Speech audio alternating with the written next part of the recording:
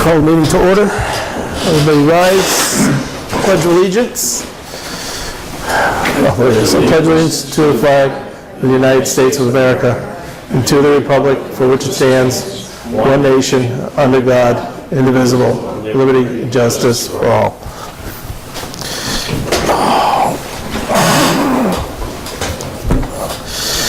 Okay, what do we have today? We have tax classification hearing. Just so that the board knows, Mr. Shalou, our 7 p.m. appointment will not be coming in tonight to talk to the board. Sounds good. I have our attorney contact Mr. Shalou and speak with him, and as a result of that conversation, he will not coming in tonight. Sounds good. Everybody read everything? Are at liberty to find out what the conversation was about, the lawyer, the counsel, and him? Mr. Shalou basically is coming in regarding the status of the special permit applications, and we have received special permit applications for the lower shooting shed and the upper shooting shed. It is currently in the ZBA's hands, waiting to be scheduled for a hearing date. This was basically what the court was waiting for, right? Yes. And well, we pushed the attorney on to find out why they hadn't submitted their application.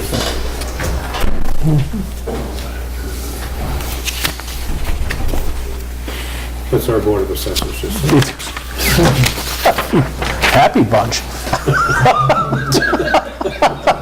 And they set the tax rate.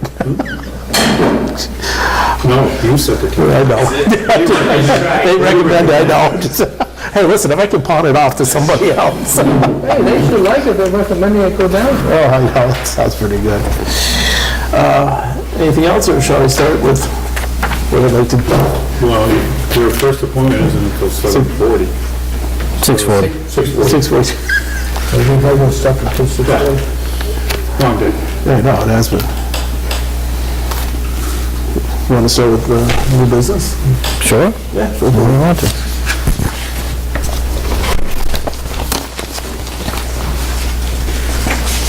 Make a motion. Yeah, there you go.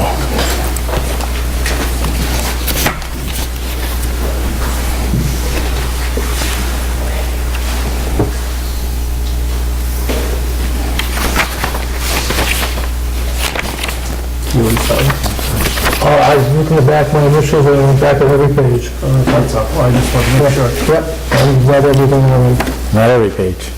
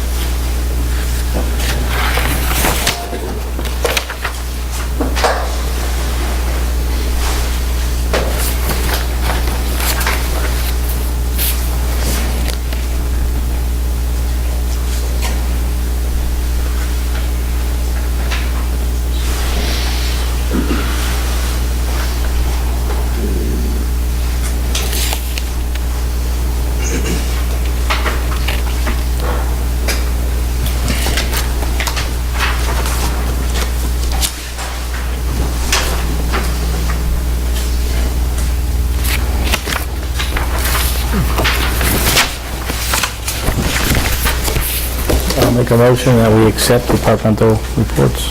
I will second the motion. All in favor? Aye. Any opposed?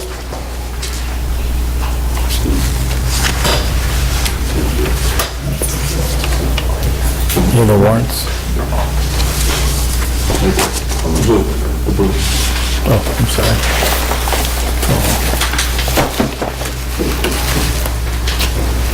That's for Saturday.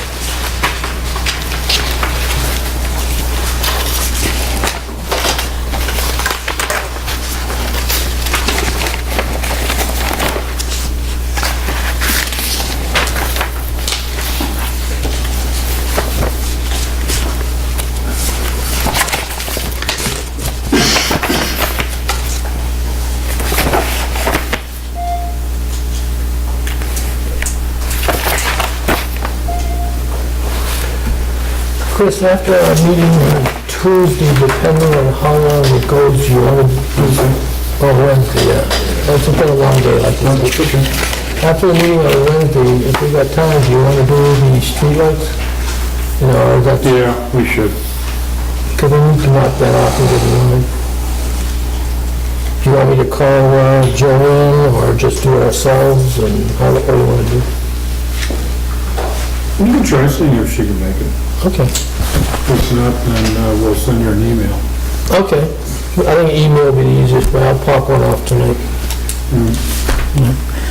I'll make a motion that we approve and sign maintenance warrants for fiscal year 18, numbers 32, 33, and 34. I second Glenn's motion as read. All in favor? Aye. Any opposed?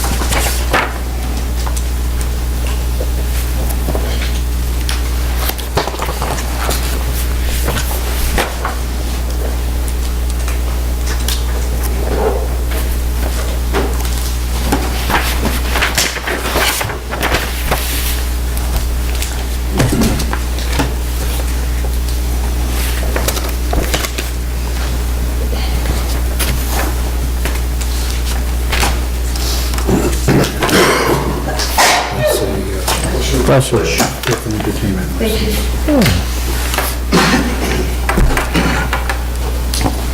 You want all these back now? We have an entertainment license for the American Legion, does business as 266 Lounge at 74 Pleasant Street, Granby, Mass. 01033.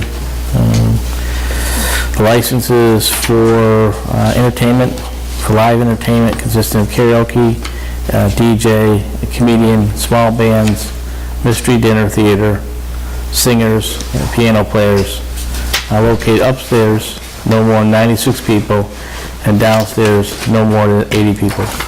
A two-story building located at 74 Pleasant Street, Granby, Mass. So I'll make a motion that we approve the entertainment license for the American Legion, who does business as a 266 Lounge. I will second Glenn's motion as read. All in favor? Aye.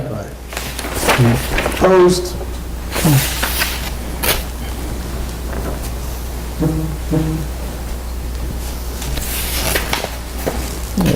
Thank you. Full license, and they'll have to go into our first one. Okay.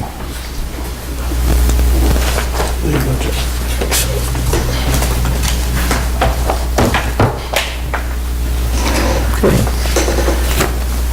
Thank you. This is a license for amusement for town of Granby. It is for the American Legion. Again, does business as the 266 Lounge at 74 Pleasant Street, Granby, Mass. We're looking to, looks like for me to have one pool table there. The lounge downstairs.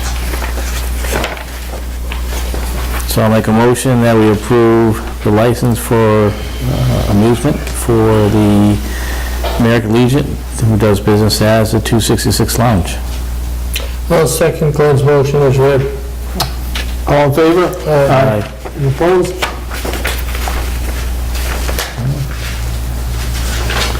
Is that different? Just you. Just me.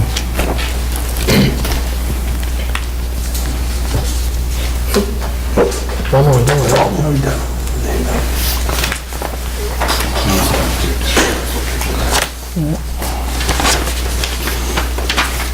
Want to move forward with the 640, the tax classification?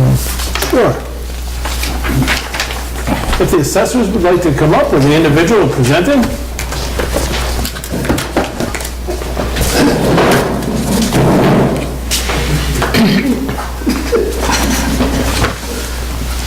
Good evening. Good evening, sir.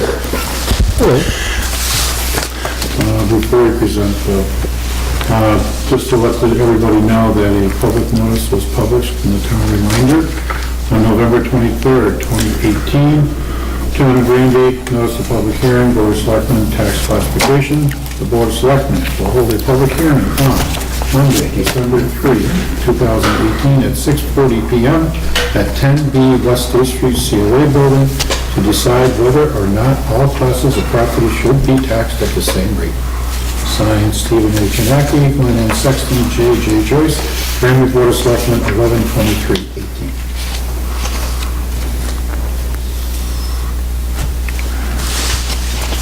You've all received this. I don't know how much of it you've read. I read the whole thing.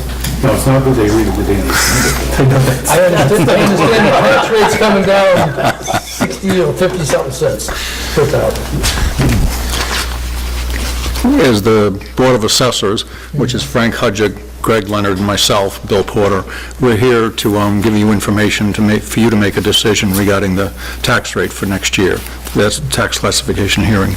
And our recommendation is, I'm going to get to the reasons for it, but our recommendation is we have a single tax rate. And the tax rate would be less than what it is this year. It's easier, I think, instead of reading that, if you turn to the second page, there's more information there. It compares this year and last year in terms of values. You can see that the average value of a home in Granby has gone up about 7.5%, almost 8% in the past year, and the average median value has gone up less than that, maybe 6.5% to 7%, and that's based upon sales. I mean, it's not because we've gone out and changed figures, it's based upon sales, what homes are actually selling for. And you can see that the percentage of the residential property still is over 91% of the value of all property in town. And the next one down, it's 91.12, which means commercial, industrial, and personal property is less than 9% at 8.88. And so when we're talking about a change in the tax rate, or a shift in the tax rate, it affects the commercial, industrial, and personal property. It does not, obviously, it affects the residential for going down, but the other three go up.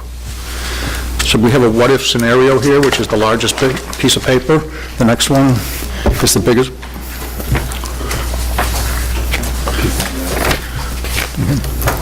Over on the left-hand side, if you follow the shift down to 1.05, where it says CIP shift, and then you follow that across, the residential rate would be 19.27 if there was a 5% shift, which is equivalent to 9 cents. And then the tax rate for a commercial property would go up about $1, where the residential would go down 9 cents per thousand. If you multiply that out, it comes to about $25. If you go up to 10%, which is right here at 10%, and do the same thing, it's 21 cents difference, so it's approximately a $50 difference for residential, and yet on a commercial property, the tax rate's going to go from $19.36 up to $21.30, basically a $2 per thousand increase. And in small towns like this, it's not normal to have different tax rates, it's normal to have one tax rate. Right. And so our recommendation is to maintain one tax rate for this year. Do you have any questions, either for this information or for us? I have one. So for a medium house in Granby, we'll basically go down $25 a year. I'm sorry, For a medium price house in Granby, Yes. value house, it would go down 20, taxes go down about $25 a year. Yes, the median value has gone up from 224 to 239, and the tax rate is going down 2.9%, 2.39. I haven't figured it, I don't remember exactly off the top of my head, but it's less than 3%, but more than 2%, the tax rate's going down. If you assume the one tax rate.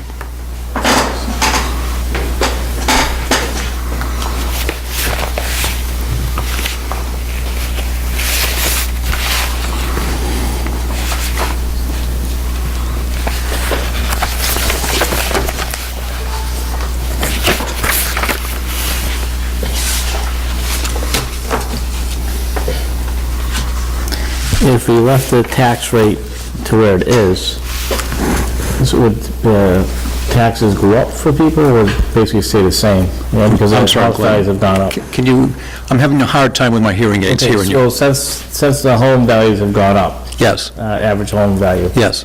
So if we left the tax rate where it is right now, would the average, would that go up? We can't leave the tax rate where it is now, because if you look at the levy amount, we don't need it that high. Okay. It has to Not go, at that point. it has to go down. Okay.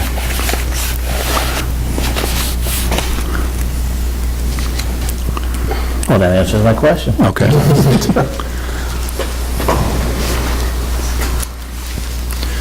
Because we have a new person in the office now, and she's just a clerk, she's not an assistant assessor. The town administrator, Chris, did most of the work on filling this out, so I want to thank him for that, and I just wanted you guys to know that. Thank you, Chris. Nice job, Chris. He had nothing better to do that day. Yeah, 2 out of 3 wasn't bad for you. Well, really. All right, I'm good. I'm good. Do you want to make a motion? Sure. Might as well. Okay? You good? Yes, thank you very thank much. Okay, hold on a second. Yep. Do what you need to do. There's a form that the board has to sign. Basically, it says, notice is given to the taxpayers on December 3rd at 6:40 PM at 10B West State Street by newspaper ad that a public hearing on the issue of adopting the tax levy percentages for fiscal year 2019 will be held on December 3rd. We hereby attest that on December 3rd at 6:40 PM at 10B West State Street in a public hearing on the issue of adopting the percentages for fiscal year 2019, that the Board of Assessors presented information and data relevant to making such determination and the fiscal effect of the available alternatives, and that the percentages set forth above were duly adopted in public session on December 3rd, 2018. The LA5 excess capacity for the current fiscal year is calculated at $3,292.62. The LA5 excess capacity for the prior fiscal year is calculated as $3,812.37. And the board needs to sign this document saying that this did occur today.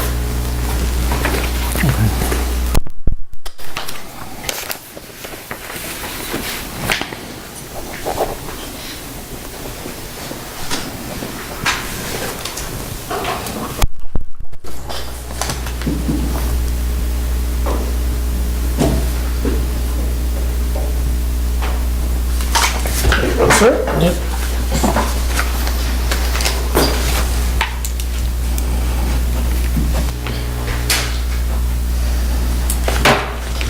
Thank you. There you go, bud. Seal the director. Do we need a motion to accept the change? Sure, we make that one? No. Yes, you need to. So I'm going to make a motion that we adopt the percentage for the tax rate for commercial and residential as recommended from the Board of Assessors. I will second Glenn's motion. All in favor? Aye.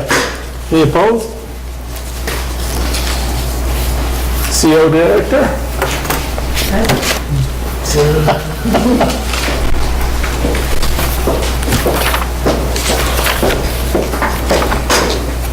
injection seat. Last time I sat here was, with all y'all, it was my job interview. Hi, everyone. How's everyone doing? Oh, I'm doing just fine. I'm doing great. Yeah? You? Long time no see. We'll see. Okay, so I am here tonight because I want to inform the selectmen as well as the residents of the town through here and here.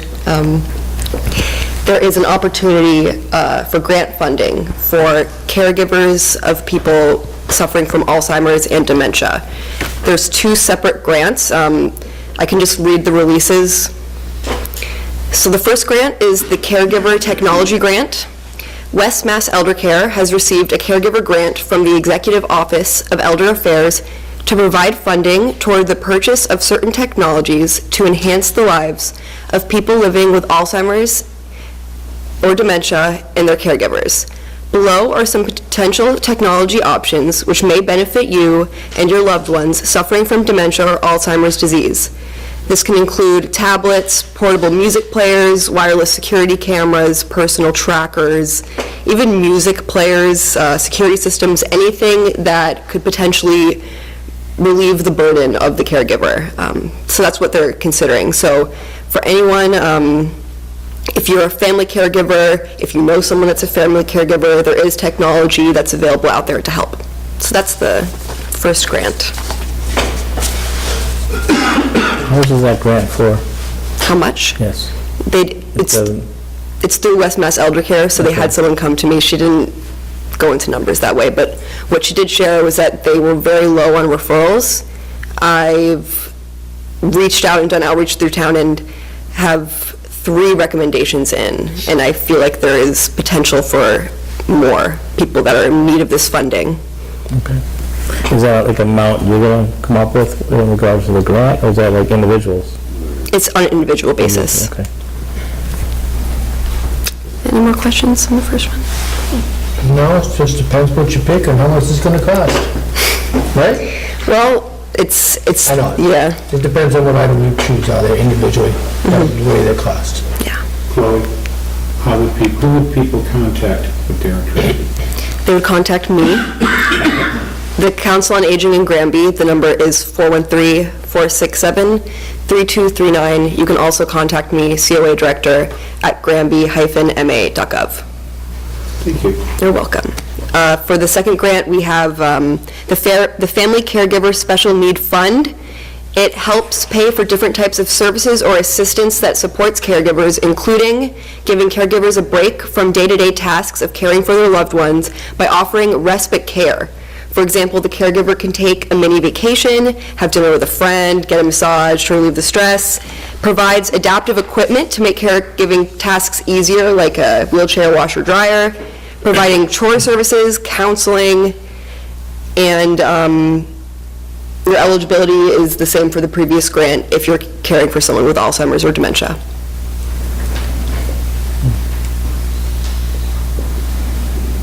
That's all. That's it? That's it. Thank you. You're welcome. Would you also like to fill the board in on activities that you've been offering at night at the council on aging? Sure. If you're interested. Oh, I know you're offering a night, that's why I didn't ask. Oh, yeah? We hear things. Yeah. So, we've started incorporating some evening programs. We're trying to be more inclusive for seniors that are still working. Our hours are 9 to 3, and that's most people's working hours. So, for instance, we have a SHINE program, which is advising and counseling people that are going through Medicare. People that are in the process of retiring or considering retiring, they don't have time to come to our seminars during the day, so we have, we started our first seminar, What to Know Before You Retire, and it was pretty well attended, and we're hoping to do more things like that in the future so everyone can benefit. We also have an evening card making class for the crafty type. It's fun. It's really fun. Yeah, it's awesome. And Christmas is coming up. Our next class is on Wednesday, December 12th, right here at 6 p.m. People of all ages are welcome. no sign-up or membership required, everything's free, it's really fun. I'll be there too, so it'll be fun. It's a party.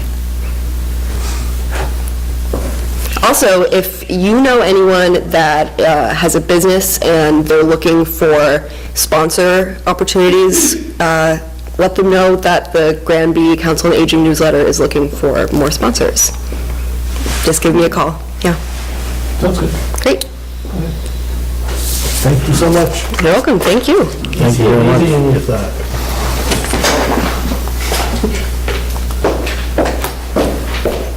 Charter Committee.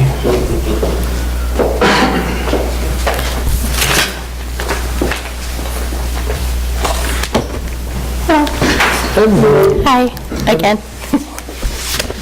So Crystal Dufresne, Chair of the Charter Day Committee. So we were here to present the regulations with the changes that you asked me to make the last time. I did bring the questions that you had back to the committee to find out why, for example, Article 5C, why it didn't say changes will be presented to the Select Board for approval.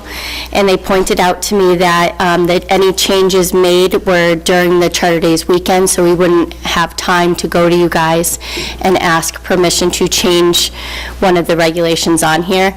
But after we look through the regulations, we can't see anything that would need to change with the regulations that weekend. If anything, it would have to be something like we need to take care of a problem or an issue that occurred there, but none of it is in the regulations.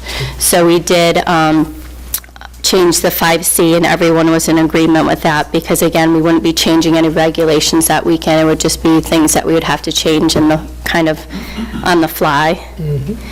And I think you also wanted me to attach Article 5A, the vendor agreement. So I have attached what we use as the vendor agreement as well.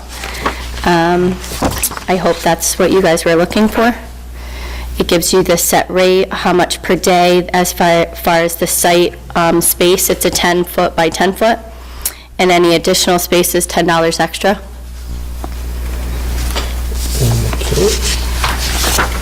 And it also gives them guidelines as far as when they can set up and when they can take down their site.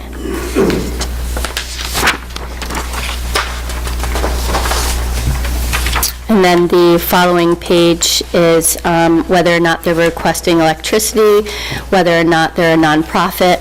So as we had discussed before, nonprofits, we do not charge any money for them to come to Charter Day.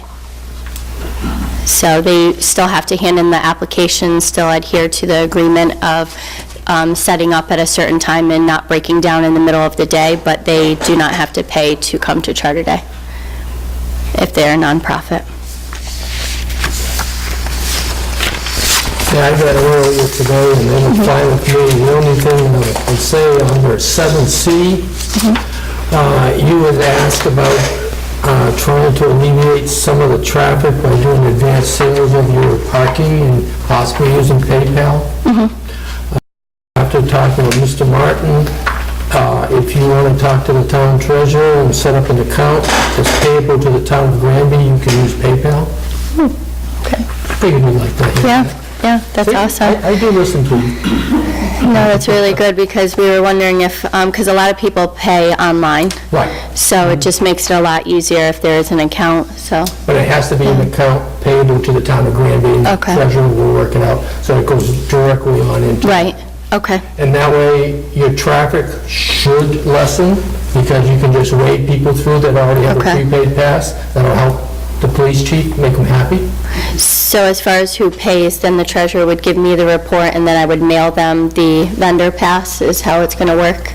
We'll have to work that out. Okay. You guys will work that Okay. out, but he is responsible for the account. And Okay. then you guys can work it out on the agreement between you guys. Okay, We're not going that's to awesome. micromanage it, but you asked for it. Yeah, Now you got it. awesome. That's great. That should help. Okay. Yeah. No problem. Yes, thank you. That's what you asked me the other night, right? Yeah. Okay. What are we considering a nonprofit? Like it'd be a 5C? 5013C, or a group from the high school. Also the Historical Society, which I do believe they are a 5013C as well.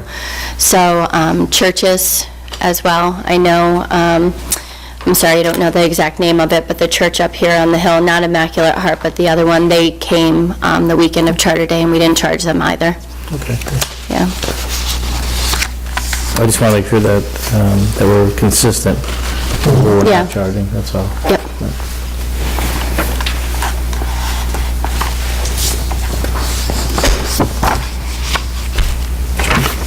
That's good. It does. Anything else you might need? Nope, but I know we talked about Article 6A as far as consisting of a 9 voting member. And I was told to have the 2 that wanted to join the Charter Day Committee here tonight to introduce them. So I don't know if you guys want to do that now or if there is more talk on the regulations. I don't have any problem with the regulation. No, I'm good. Regulations too. Okay. So we have, I don't know if you want them to come up here, if you just want them to stand up. We have Don DeRocher. Yeah. So Don DeRocher from Hubbard Drive. He would also like to join the Charter Day Committee. He has a lot of allies as far as truck pulls, and he's great. So we would like him to join us. And then we also have Jennifer, I always butcher her last name. Bernatchez. And I'm sorry, I don't have your address memorized. I live on Colville. Yes. So, and she volunteered the weekend of Charter Day last weekend as well, as far as picking up trash and parking and stuff, and so she just wants to be a part of the committee as well. Excellent, thank you. Thank you both. Yes, absolutely.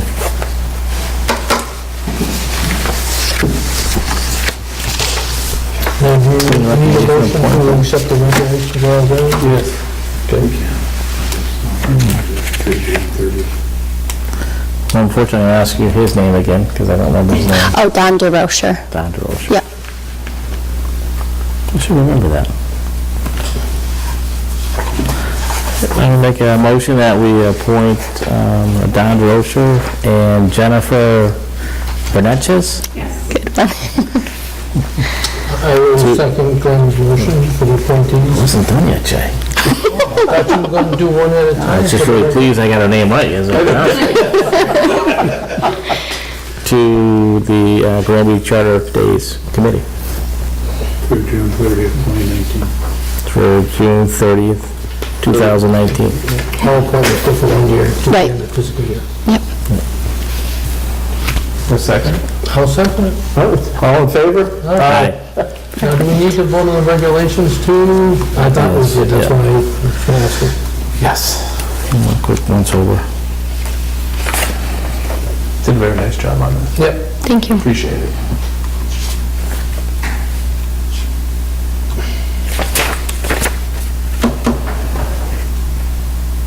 It's definitely clear you cannot dismantle any booths during event hours.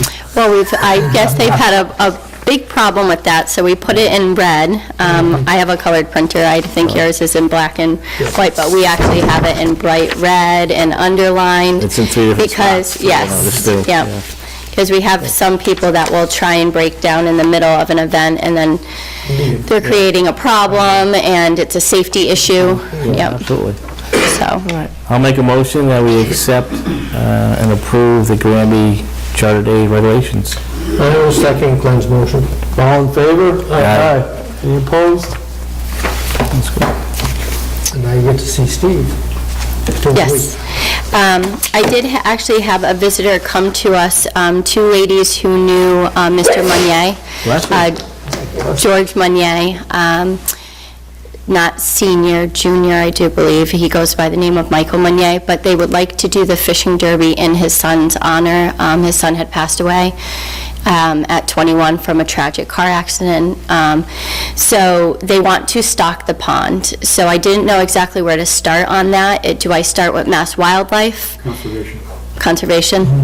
And then do I also have to go to the Dufresne's Park Committee as well? Conservation says first. Okay, Okay, and then Yep. you go that way. okay, All right. perfect. Conservation's okay with it, then you go on to the next step. Okay, so Mass Wildlife doesn't have to, or the conservation is the one who's overseeing what fish we're putting in and where we're getting the fish, And and, if you have to contact Mass Wildlife, they'll let you know that. okay, Okay. But then, before you go, again, you have to contact the park committee as well, to let them know what you're doing. okay. the Park Oversight Committee.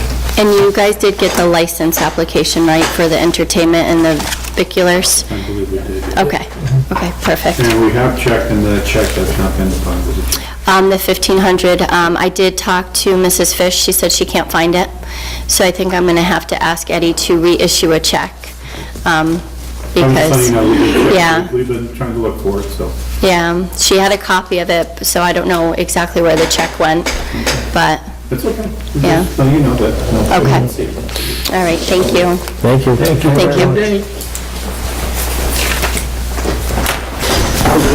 Thank you. Thank you.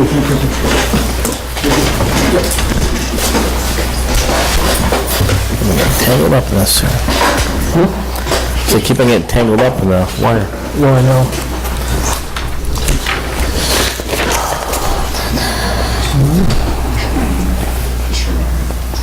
Anybody else that we have to bring up? That was it. That was There's it? no other appointments. No. Remember I mentioned Mr. Shiloh canceled. Okay.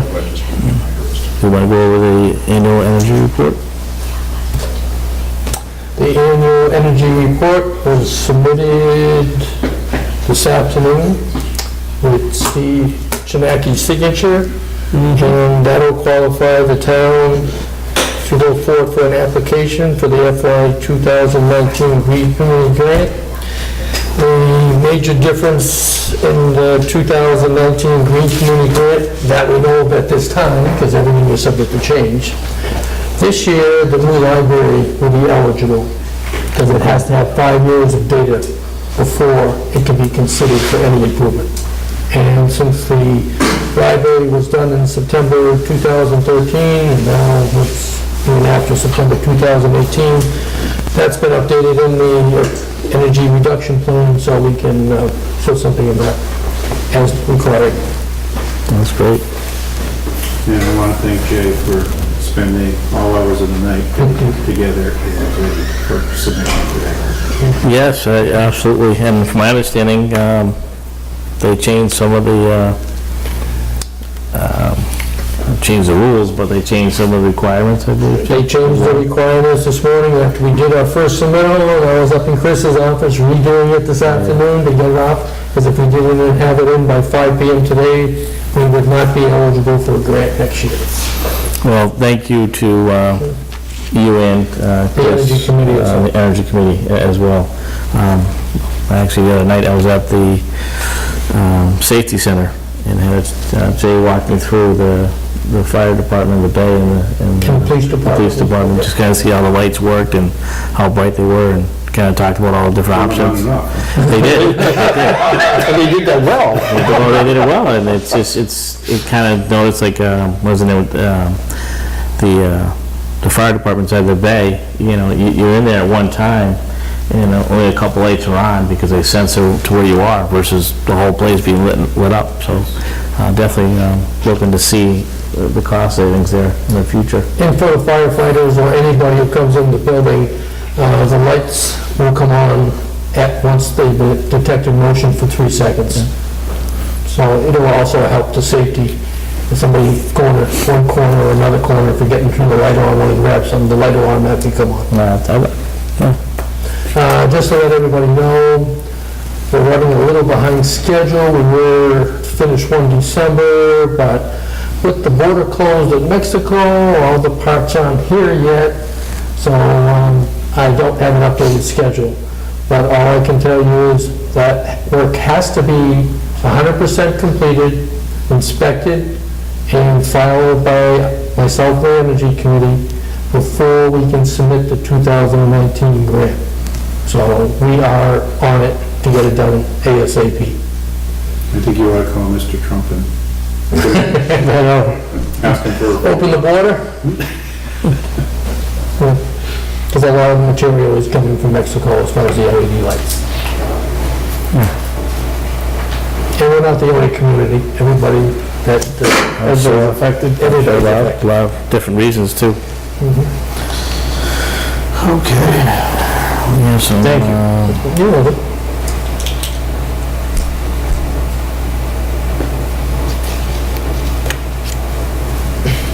automatic. Yeah, automatic amusement device license. electronic dartboard. So this is for the 266 Lounge, Inc., which isn't the Granby Legion doing business as. It's just, Apparently not. so hereby grant a automatic amusement device license for electronic dartboard for being kept at 74 Pleasant Street, Granby, Mass. 01033. So I shall make a motion that we approve the license for the 266 Lounge, Inc. And I will second Glenn's motion as read. All in favor? Aye. Any opposed?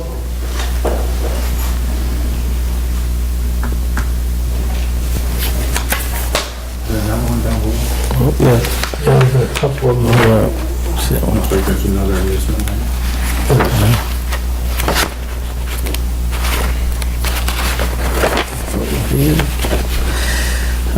Is for the 266 Lounge. Again, is a automatic amusement device license. It is for a jukebox. Again, located at 266 Lounge, located at 74 Pleasant Street, Granby, Mass. 01033. I'll make a motion that we grant the license to the 266 Lounge for automatic amusement device license for a jukebox located at 74 Pleasant Street, Granby, Mass. 01033. And I will second Glenn's motion as read. All in favor? Aye. Any opposed?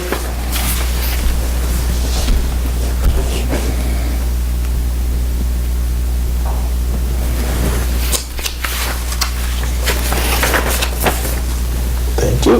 Welcome. Common vic license.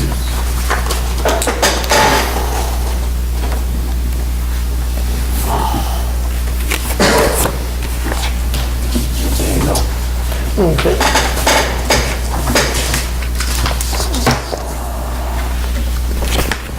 All right, we have common vic licenses for, here's for the 266 Lounge, Inc., American Legion, located at 74 Pleasant Street, Granby, Mass. 01033. It's a common vicular license. I'll make a motion at this time that we approve said license for the 266 Lounge, Inc. I will second Glenn's motion as read. All in favor? Aye. Any opposed? And go on to the next one. It is also for a common vic license for Granby Liquor Store, Inc. at 60 West State Street, Granby, Mass. 01033. I hereby make a motion that we approve said common vic license for the Granby Liquor Store, Inc. at 60 West State Street, Granby, Mass. 01033. And I will second Glenn's motion as read. All in favor? Aye. Any opposed? Now, another one here, for a common vic license for Marditas Pizza, Inc., who does business as Pizza Palace at 31 West State Street, Granby, Mass. 01033. I'll make a motion that we approve said license, common vic license for Marditas Pizza, Inc., who does business as Pizza Palace at 31 West State Street, Granby, Mass. 01033. I will second Glenn's motion as read. All in favor? Aye. Any opposed? And last, common vic license for Brusso Liquor Mart, Inc. at 367 East State Street, Granby, Mass. 01033. I'll make a motion that we approve said license for common vic license for Brusso Liquor Mart, Inc., 367 East State Street, Granby, Mass. 01033. I will second Glenn's motion as read. All in favor? Aye. Any opposed?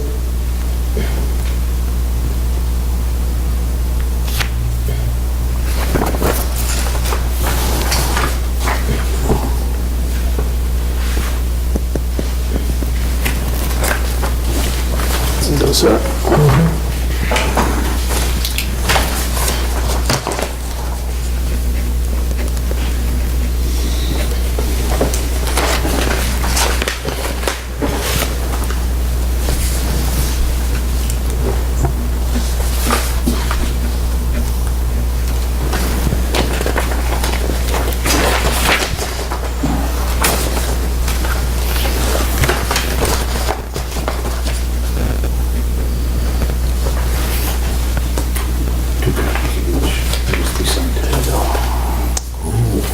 Look at that, that's fancy.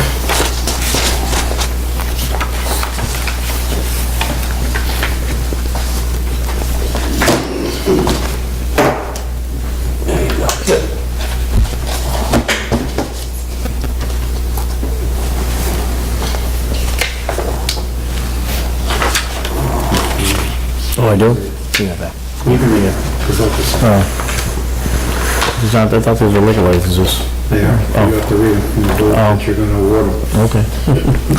It's a license for alcoholic beverages, licensed, licensing board of Granby, for retail packaged goods store, license to expose, keep for sale, and sell all kinds of alcoholic beverages, not to be drunk on premises, to Brusso Liquor Mart, Inc.,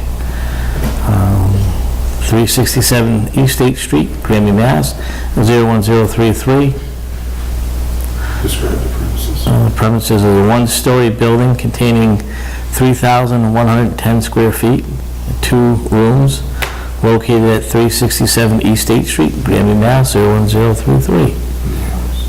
And the hours of operation will be 8 a.m. to 11 p.m., Monday through Saturday, and Sunday from 10 a.m. to 11 p.m.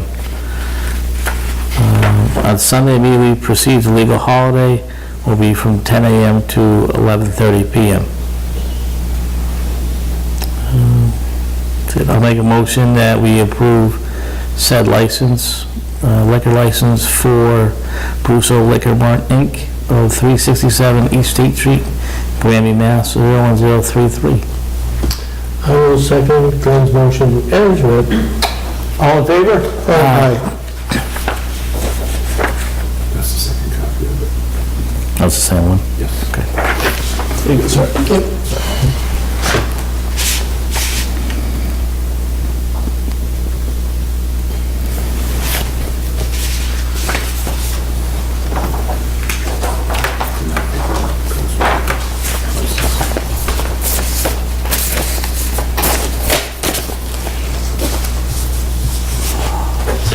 Just make sure it stays with that one's all set.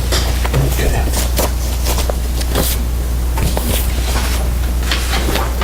There you go.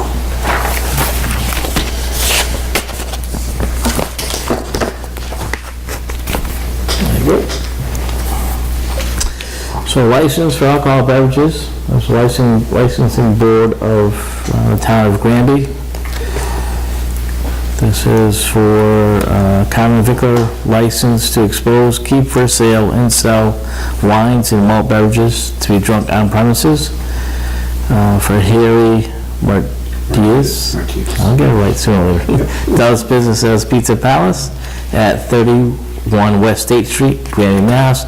01033.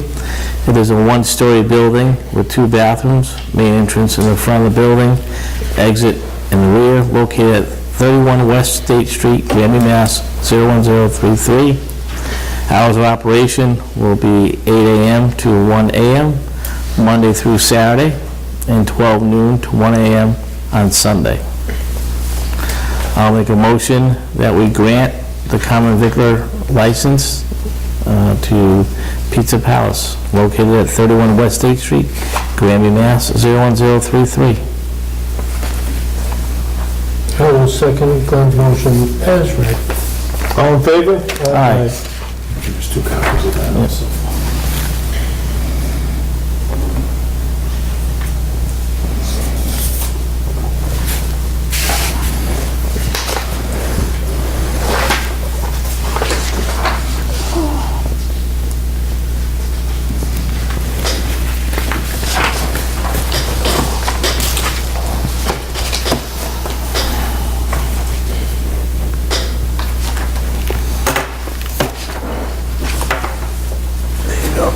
Thank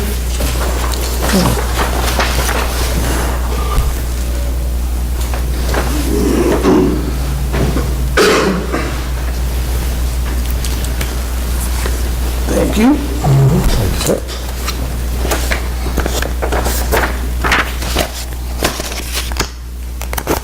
There you go. So, license for alcohol beverages, as licensing board, the town of Granby, Massachusetts. It is for retail packaged goods store, license to expose, keep for sale, and sell all kinds of alcohol beverages, and not to be drunk on premises, to the Granby Liquor Store, Inc. Jill Johnson, manager of 60 West State Street, Granby, Mass. 01033. Description of the premises: building with the full basement, front entrance, and side and rear entrance located at 60 West State Street, Granby, Mass. 0133. Hours of operation are Monday through Saturday, 8 a.m. to 11 p.m. Sunday hours are 10 a.m. to 11 p.m. On Sunday, that immediately precedes a legal holiday, 10 a.m. to 11:30 p.m.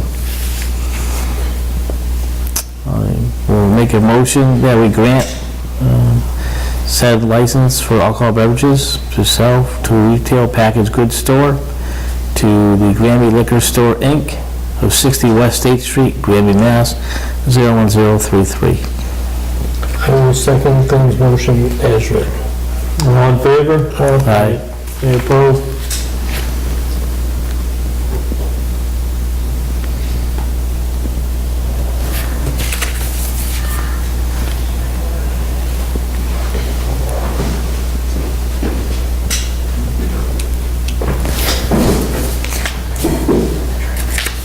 There you go, Steve.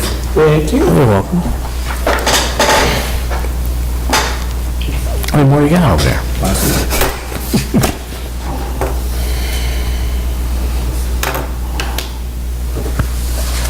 Sir?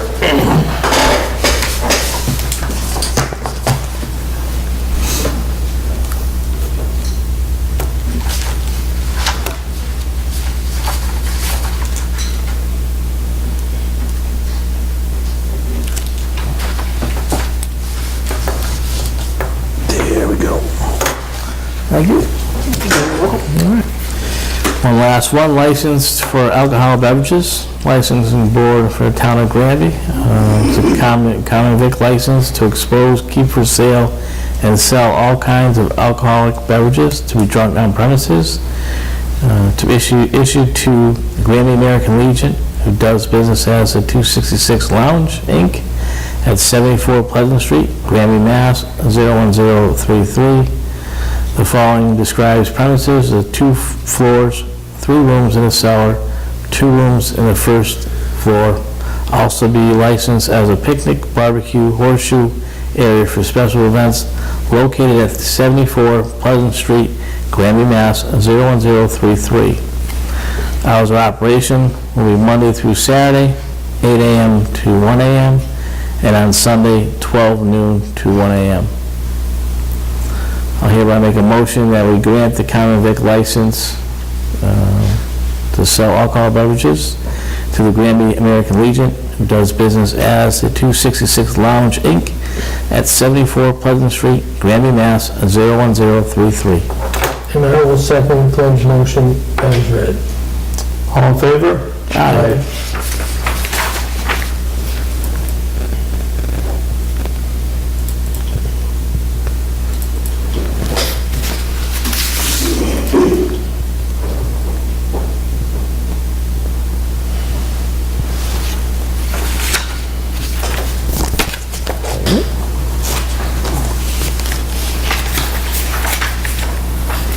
This one has to be signed, stated that licensees who fail to renew and none that may disapprove. Okay.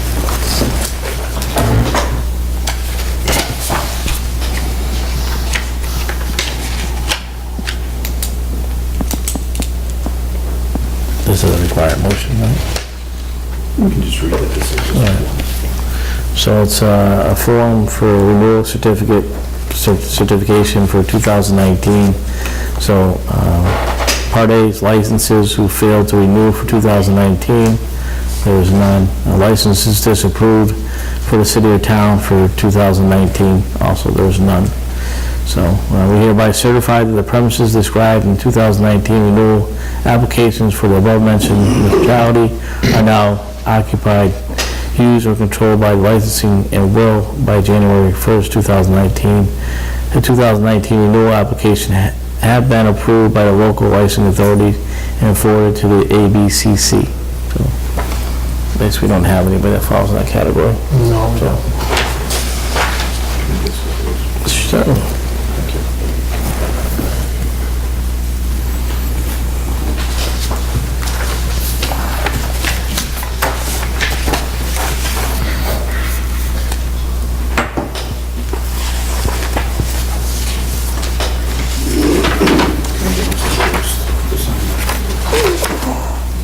Mr. Joyce needs to sign that.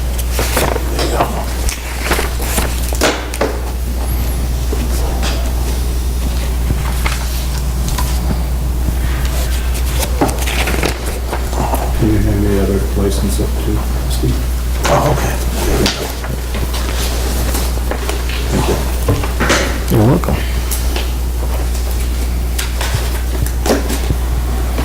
I mean, I did my part, I sent them down that way, they didn't go like that. I'm checking, I'm just making sure. Don't want to get lost.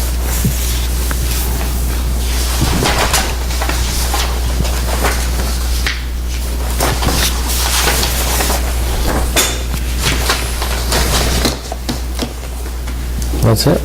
Yeah, but- Oh, what's the price? Okay, Yeah. certainly. Oh, yeah, that's right. We had this earlier today.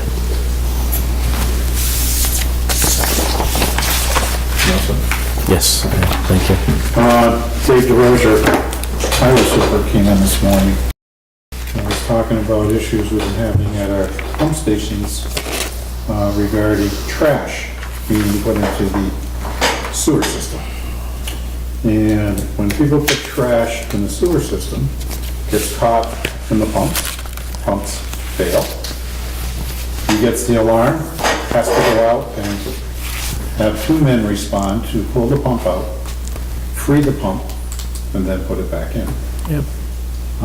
It's been, over the last 2 weeks, it's been 6, 7 times that he's had to go and do that. We actually had one pump that burnt out due to being clogged with trash. What he is asking is that the board, as the sewer commissioners, send a notice to all the sewer users. I'd like to have it be included with the billing that should be going out soon to all the users by our tax collector. Did we do this like a year ago? We discussed it. We never sent the letter. So I remember the pump going down Yeah. before several times. And actually, I told David to go about getting another new replacement pump. Start looking into that today. He's had Greg's septic out there. Granby septic. Granby septic. Twice last week. Twice last week to try to get some of the trash out, and he's continuing to have the issue. He's finding towels, he's finding clothing, he's finding pill bottles, he's finding... He even talked to me once and said he found a bra in there. It's just that it seems that people are just using the sewer system as a trash facility instead of disposing trash where it should be on the curbside for bringing to a landfill. If this continues, the issue that we're gonna run into is David won't be able to continue responding continually. We'll start having to contracting someone who can add $1,000 a pop. And even more if it's done on a weekend or overtime. The other thing we run the risk of is if both pumps get clogged, that the pumping station could flood. I remember We that. could have an environmental spill, and with this at Pleasant Street, right next to the brook, wouldn't be a nice thing. No. It'd be a large cost to clean up. There'd probably be some heavy fines from DEP, EPA, and wouldn't be a happy situation for us at all. So we'd like to send a notice to all the sewer users that unless they stop doing what they're doing, that the sewer fees will have to increase and possibly dramatically to cover these additional costs. The other issue is if we can determine who is putting the trash into the system, we will subject them to the fines and penalties to cover the cost of damages. And if we can't figure it out, everybody pays. So we're just trying to give them forewarning that start being a little bit smarter about what you're trying to put down the sewer system. And don't just think it's a disposal for any and all items that you don't want to throw into the Well, trash. certainly those items are by no means, wastewater or something of that nature, you know what I'm saying? I can understand a pill bottle here and there, Yeah. somebody's taking it, they drop it, it happens, but. I mean, towels and things of that. nature. Towels and clothing? No, I'm That's sorry, I different. have a problem with towels and clothing. Diapers too don't belong in there. Yes, depends. We'll say depends too, including for diapers and things of that nature. Baby wipes also. Because as I remember when we were at Aldrich, we were having issues with Depends going into that, our septic tank there. And we banned people being able to put them in there. Because that's what people will do. And I'm sorry, but put them in the trash. That's where they belong. They don't belong down in the sewer system. Do you think we should add an attachment to this or examples of what's been going in there? But not just strictly inclusive, as examples, et cetera. So there's no misunderstanding. You want David to take pictures next time he goes to clean up the... I've read David's email, I got it early this morning. Can we do that?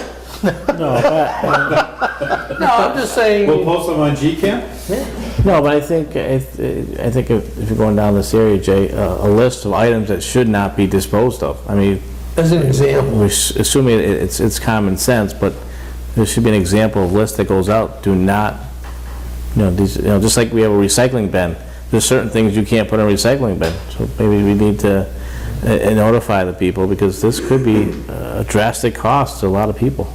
I just don't want somebody coming, well, I didn't know. Well, the problem you're gonna run into there, Jay, if you don't list everything, I know it. oh, it wasn't on the list, so I could do it. That's why I said, put et cetera down the bottom. Examples. I think the example for that is toilet tissue only.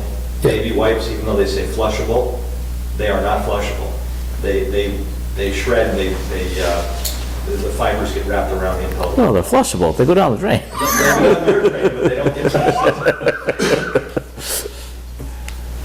No, I just, I think we maybe, as you said, Dave, maybe that's what it says in the letter, because, I mean, this could be a drastic cost to a lot of people who, if you will, play by the rules. And you'd think it'd be common sense, but sometimes people don't think. Well, you know what, too, and I think, some of the other larger, and correct me if I'm wrong, Dave, some of the larger cities and stuff like that have equipment that eats through all that stuff before it goes into the system. So it kind of grinds all that up. Before it goes into a treatment plant. Yeah. yes. Normally in the pump stations. Not so much. We bought grinder pumps to try to mitigate some of that here. It's and just not working. It just can't handle the amount of solids that are coming through. Yeah. And the fibers. I mean, obviously, we gotta take our necessary actions. And I'd like to have this put in with the next, like I said, the next sewer bill Yeah. goes out. I'll make a motion that for the next sewer bill that's issued, when's that issued, next one? Should either be the end of this month or beginning of next. We have said notice placed inside the bills that are going out. I will second Glenn's motion. All in favor? Aye. Any opposed? The board want to sign one copy of this so that Jay, I got a copy up here. Oh, okay. And David, if you want to put a list together, we can just photocopy it on the back of the notice. I mean, Dave, if you just want to have something that says only items allowed, instead of not to, these are only allowed items that should be disposed of. for the Whatever sewer you system. think is the best. It's fine.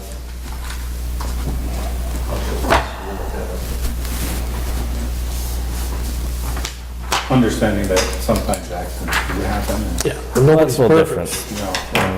but the regularity that's been occurring, it's no longer just an accident. No longer. But how is someone get like a towel or something down? I mean, you need a great deal of, It could be a kid. That's a lot of effort put You've forward. seen that ad where, I know. the toilet that takes everything, and the guy's dumping the dog food down there and everything, they're just, you feel like Yeah. just those toilets. but you need a lot of force to actually pull a towel down. Or clothing like that, But, it's just that it's gotten so bad that it's time to. Yeah, I agree. And it's just, like I said, and it's unfortunate that there's a cost involved with it, and it could be, an expensive problem to fix. Or if we're not gonna contract it out, we're gonna have to hire additional help in highway just to deal with it. Yeah. And there's a cost there, Absolutely. so. The next thing is Jay and I we're talking today about a couple things, and I'd just like to have Jay fill the board in, his progress on those two items. Sure. Doesn't matter which one goes first, or you don't really care. You choose. I get to choose. What's on top? Little canvas, solar. You want to sit back there, it's fine. If you want to come up here, it's fine. I think she should come up here with. Okay.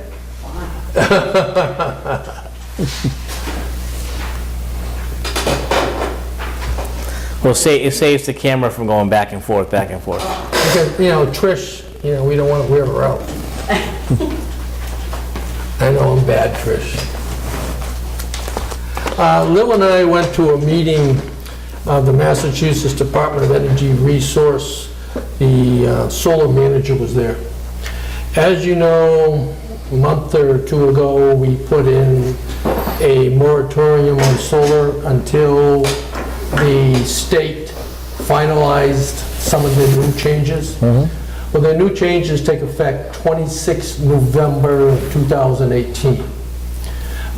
We've also been told there are going to be most likely some, what they're calling emergency changes. Those emergency changes will take effect immediately. What's the program, Jay? It's solar as a whole, what they, if you want to call it the SMART program, the Solar Massachusetts Renewable Target Program.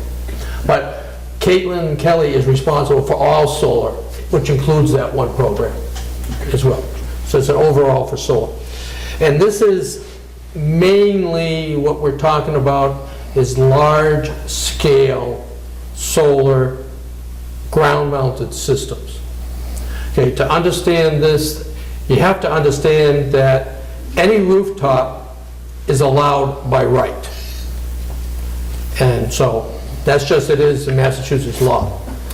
Any small or medium solar, whether it's rooftop or ground mounted, is allowed by right. Now, when you get to the large scale solar ground mounted, that is not allowed by right. That requires a special permit. And a definition of a large mounted solar ground mounted, it'll either cover 40,000 square feet, which is a builder's acre, or a maximum of 250 kWs. Anything that or larger is considered a large-scale system. Okay. With that being said, the state is going to treat this program like they did the marijuana program. Whereas they gave us a moratorium, which we applied for and we got and all that to do the bylaws after they finished their regulations. And then, depending on your bylaws you put into place, the state will accept what the town agrees, or city or municipality agrees, and then they'll address the license accordingly. Like, for an example, one of the things they said, they're not going to allow any large-scale solar ground-mounted systems over 5 megawatts. And one of the other conditions they put in there was you cannot have two solar systems on side-by-side parcels. That brought up a question from one of the other communities, because there was a number of communities there. Lou and I just represented Granby. These solar developers have gotten real smart and savvy about all this stuff. And one of the individuals spoke up about, well, they can come into our planning board with an A&R and they can join parcels together. How do we stop that? The response was, you have to put something in your bylaws that if you're joining parcels together for the purpose of putting in a solar installation, large-scale ground-mounted, that they have to be in together for X amount of years.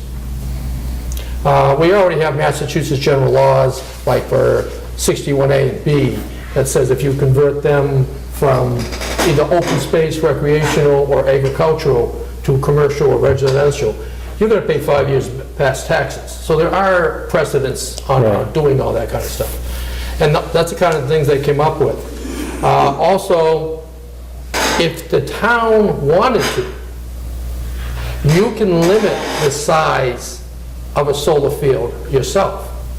You can just not limit it less than 250 kW. Whereas the state's gonna put a limit of 5 gigawatts on a solar field. A town, if they wanted in their bylaws, could put a limit on 2 gigawatts. The town could also put a limit on how many solar fields are allowed in their town. As within the marijuana, we could create an overlay on where large-scale solar is allowed. That could eliminate some of the clear cutting of trees by only allowing stuff that's open fields. Or, in the same thing, some of the towns were discussing their back and forth, kibitzing and how they're gonna, with theirs and stuff like that. Hypothetically, if you're only gonna allow, say, 2-acre ground-mounted solar, so, oh, let's go 5 acres. 5 megawatt size, which the state is gonna allow for maximum. A 5 megawatt size is a little over 15 acres, we say about 16, 17 acres in size. They are taking a percent of that, we'll run it off to 20 acres to make it easy, and say, you can only clear cut 10% of the trees. So basically on a 20-acre site, because they do clear more area than just for the solar panels. So the trees aren't interfering with the sun coming down, so the clear cut is a lot bigger than the actual installation. So there are a lot of things that can be done. Distance between solar fields. I can tell you, because we've been working with the town of Belchertown. On their large-scale solar fields, their new bylaws are not going to allow large-scale solar systems closer than 2 miles of each other. That's what, there's a whole bunch that you can do. And another thing you can put in there, that they shall not be visible from a public way in all 4 seasons. And that was underlined a number of times, all 4 seasons. So that way they make sure when you get the winter like it is, and there's no vegetation out, you still can't see it. Right. So there are a lot of things to do with solar. That's Belchertown? No, that one, I think that was Blanford that mentioned that one, but there was a lot of communities there. Belchertown mentioned the 2 miles in between, okay? So there are a lot of things that can be done with zoning and preparation, just like was done with marijuana in preparation of this coming into effect. Now that these rules are coming into effect as of 26 November, because we got our moratorium in place, we are all set to start doing the bylaw changes to get them ready before we approve any more fields. And Caitlin Kelly, who was the manager from Mass DOR, says that the state will only address any solar applications that the town has already previously approved. They will not look at any unless the town has approved them. Like we currently have one going for what, 6.2 megawatts or something on Kendall Street? Kendall that's Street, pending? Yep. Well, that one, if that gets approved, because of all the clear cutting and stuff like that, that one would be downsized to 5 megawatts, according to her and the state. That's just examples that they gave. Okay. So, but, because that's already in, it Nope. hasn't been approved As yet? of 26 November 2018, if you don't have the solar field built and sent to the state, All these all these new changes? rules take effect. Take effect, okay. Because they cannot apply to the state until after they pass the town, or city, municipality, what do you call it? So none of this stuff has gone forward to the state. So as far as they're concerned, they only accept applications of completed items. Will that affect the one down on Morgan Street and New Lover Road? New Ludlow Road, Well, it's not in yet, it's not, it's not in yet, so it depends. I know on Dickinson's Farms on Morgan, they've already got a decision to go ahead. I would say if they've applied to the state, okay, and that's only a 4 megawatt field anyways, so it's under the 5 megawatts. But if they applied to the state before 26 November, I would say they'd probably be grandfathered in the pre-existing. yeah. But if they had not applied to the state yet, the answer would be no. They fall under the new. That's obviously something they're gonna find out from the state. That's between them and the state. What we're concerned with right now is for the town of Granby. What does the town of Granby? I mean, we have scenic roads. You can't even take down stone walls, the rural atmosphere, everything like that. It's up to the town to come up with some bylaws that fits this town. Well, I definitely think so, Jay. I think, just like anything, we're catching up now, Yes. The things were put in place, and as always, things happen before, if you will, sometimes the cart before the horse, and now we're gonna kind of play catch up and kind of look at where things are and stuff like that. I can tell you from the meeting, and so can Lil, that a lot of the towns are jealous of us because we put the moratorium in effect. Palmer now has followed up and put a moratorium in effect. Because without the moratorium being voted by the executive board, being us, it wasn't into effect. And Mr. Martin can tell you, as the executive board, we can do a lot of things other entities cannot do as far as concerning the health, safety, and welfare of the residents. But we still have to go along, and we have to do, now that we have the things, we have to do the public hearing, and we have to do the special town meeting. So we're under a time thing now that we're kind of on the clock, Right. Yeah. okay? Because 26 November, they made their rules. Just like they did on marijuana. I mean, marijuana was even tighter, because, what was it, Chris? They finished their rules in April, we had it done by May or something like That that? was awful. Yeah, it was super close. So this is something that we have to take on seriously to get done. So anything under 250 or 250 kilowatts or less is gonna be, is not, Going to be affected. If it's a ground-mounted system, yeah. anything under 250 kilowatts are allowed by right. Right, so it's like, If it's a roof-mounted system, there is no limit. right. Like you can do, like at Smith & Wesson, you can do the canopy over a parking lot, and that can be greater than 250 kW. Or like the canopies they have up at UMass in Amherst, where they cover the parking lot, acres and acres of that.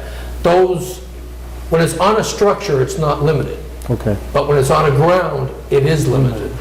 And the biggest thing on Mass DOER, they strongly discourage the cutting of trees, because the trees actually take in the carbon and help cleanse the air. So the clear cutting is strongly discouraged by them. And they would prefer all the communities to use open land, fields and stuff like that, or a small percentage of trees. Right. But also, they want you to address your wildlife, our conservation committee, as far as if we have any problems with that. So there's a lot of things to take into effect, not only with the planning board, but Chris mentioned we might want to look at some of the general bylaws, put some of it there versus all, more than just zoning, and then the conservation people as well. You Definitely. want to add anything, Lou? No, you've covered it, knowing that they might be making more changes any day now. We just have to keep up with it. And Kathy, another one just came in today, didn't it? Another request for a solar farm just came in today. But we're under a moratorium, so we're not processing any So applications. how does that affect the town? So it's at the town property, That would be the same. same, right? The same. Private sector and the municipalities, there's no difference. The only difference, and they did share with us the costs as far as the SRECs. If the town, if they were to build a solar installation on municipal property, they get more money. Right. Okay. But then the municipality gets the least money to spread among all its taxpayers versus one private resident getting the least money for the land for themselves only. But then the amount they get for SRECs is reduced. Right. So whatever bylaws are put in place to govern the solar farms, if you will, that will, whether private or Municipal municipality, will be the same. The only thing difference is between ground mounted and rooftop. There's no other stipulations. They are considering a split that so much has to be put on municipal land, but that hasn't been put in place yet because they want to meet the administration's goal of so much solar. And until they see on how it's coming out, they're not saying, well, you have to put 50% on municipal, 50% on private. Right. That hasn't come into effect. They left that out because we did ask Caitlin about that. And because with the process as it is now, as you know, as chairman of the planning board, the application would come in the town clerk and then go to you, versus if they want to put it on municipal property, it would come in, but then it would have to go to a public hearing and a special town meeting to get permission from the residents before they even go to that process. That's one reason the solar developers do not really like to go to municipalities, because it's more work for them. But there will be more applications. They'll be flooding them in. I think Gail up at Belchertown told me they got 9 new applications within a week. It's like they're putting all this stuff in place. I think it'd be beneficial, Jay, too, if you can come to a planning board meeting and speak out as far as the chair for the Energy Committee, and kind of really speak to all this right now, because this is forefront for, I know right now, for the planning board. I understand that, but just to let you know, I have reached out to the Attorney General's office to make sure we don't have a conflict of being there. And they haven't given me an answer yet, and if I want it in writing, it could take as long as 2 months, they said. But I'm still trying. Well, and we can always have our town council look at it and kind of give us a quick answer on it. 'Cause it's- Whatever go, or Lil could go in my place or something like that. Does DOER have any brochures or publications? Yes. That you could Yes, they do. forward to the planning board to? We, through Lil, we've already furnished the ones for Mass DOER, right? Yeah. Okay. And there's a new one called Policy Guidance and Regulating that just came out, which Lil can forward on to the planning board. Yep. And like, if you look at here, it says, guidance allows large-scale ground-mounted solar energy systems in most zoning districts. Does not say all. Right. Okay? Via site plan review. It prohibits permit in another residential district. In other words, you could, on your overlay, you could say, we're going to allow ground-mounted solar here, but we're not going to allow it over here. And it doesn't have to be all residential, it could be mixed with industrial. Mix it. You know what I'm We saying? want to have it, yeah. Wherever, and I would recommend, if we're going to do an overlay, kind of go where there are no trees. It makes sense. That way we don't run into the issue of clear cutting. But again, that's my personal Yeah. opinion. And just to read a little more for you so you know where we're coming from. The approach recognizes that some communities presently require a special permit to install large-scale mounted solar energy systems and/or restrict such facilities in certain districts. Given the plain language of the statute, DOR believes it is prudent for the communities to allow large-scale ground-mounted solar energy systems somewhere in their community. And those are their words, right from the policy letter of theirs. So, Are those available online? yeah, there is. They are available online. We can make that link available to anybody, or we can get some. I like the same trick. That's fine. I'll make a note. Is there any other questions for solar guidelines? Because Chris did mention that some of this might be more applicable to the general bylaws versus just zoning alone. Like, for an example, if you only want to allow 10 solar fields, maximum, that really wouldn't have anything to do with zoning, right, Chris? No. So that would be more general. Right. So, The I mean, limit's the limit. yeah. Yeah, I mean, something like that, because it had nothing to do with the planning board. Right, well, that's versus a general bylaw where the zoning would actually restrict it and control it. Right, I mean, but it's things that the towns have to put in place, or municipalities, I should keep saying, because it does include both, but I say town because Granby's a town. No, they'll definitely have to start moving forward on it. Yeah, and have to do it pretty quick. Chris and I were looking at the timelines. We're thinking we should have a special town meeting probably about mid-January. So that means the bylaws have to be written before a public hearing before that.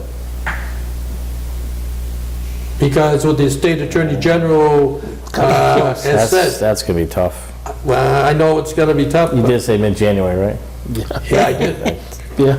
We're in the beginning of December. I mean, I understand that, but I mean, Mr. Martin will tell you on the times for hearings and the times for special town meetings, we have to abide by them now that the 26th November date is put out there. Just like we had to abide by the ones, but that's why we put the moratorium into effect until 30 June of 2019. Yeah. So we wouldn't be under that much of a crunch. but we are.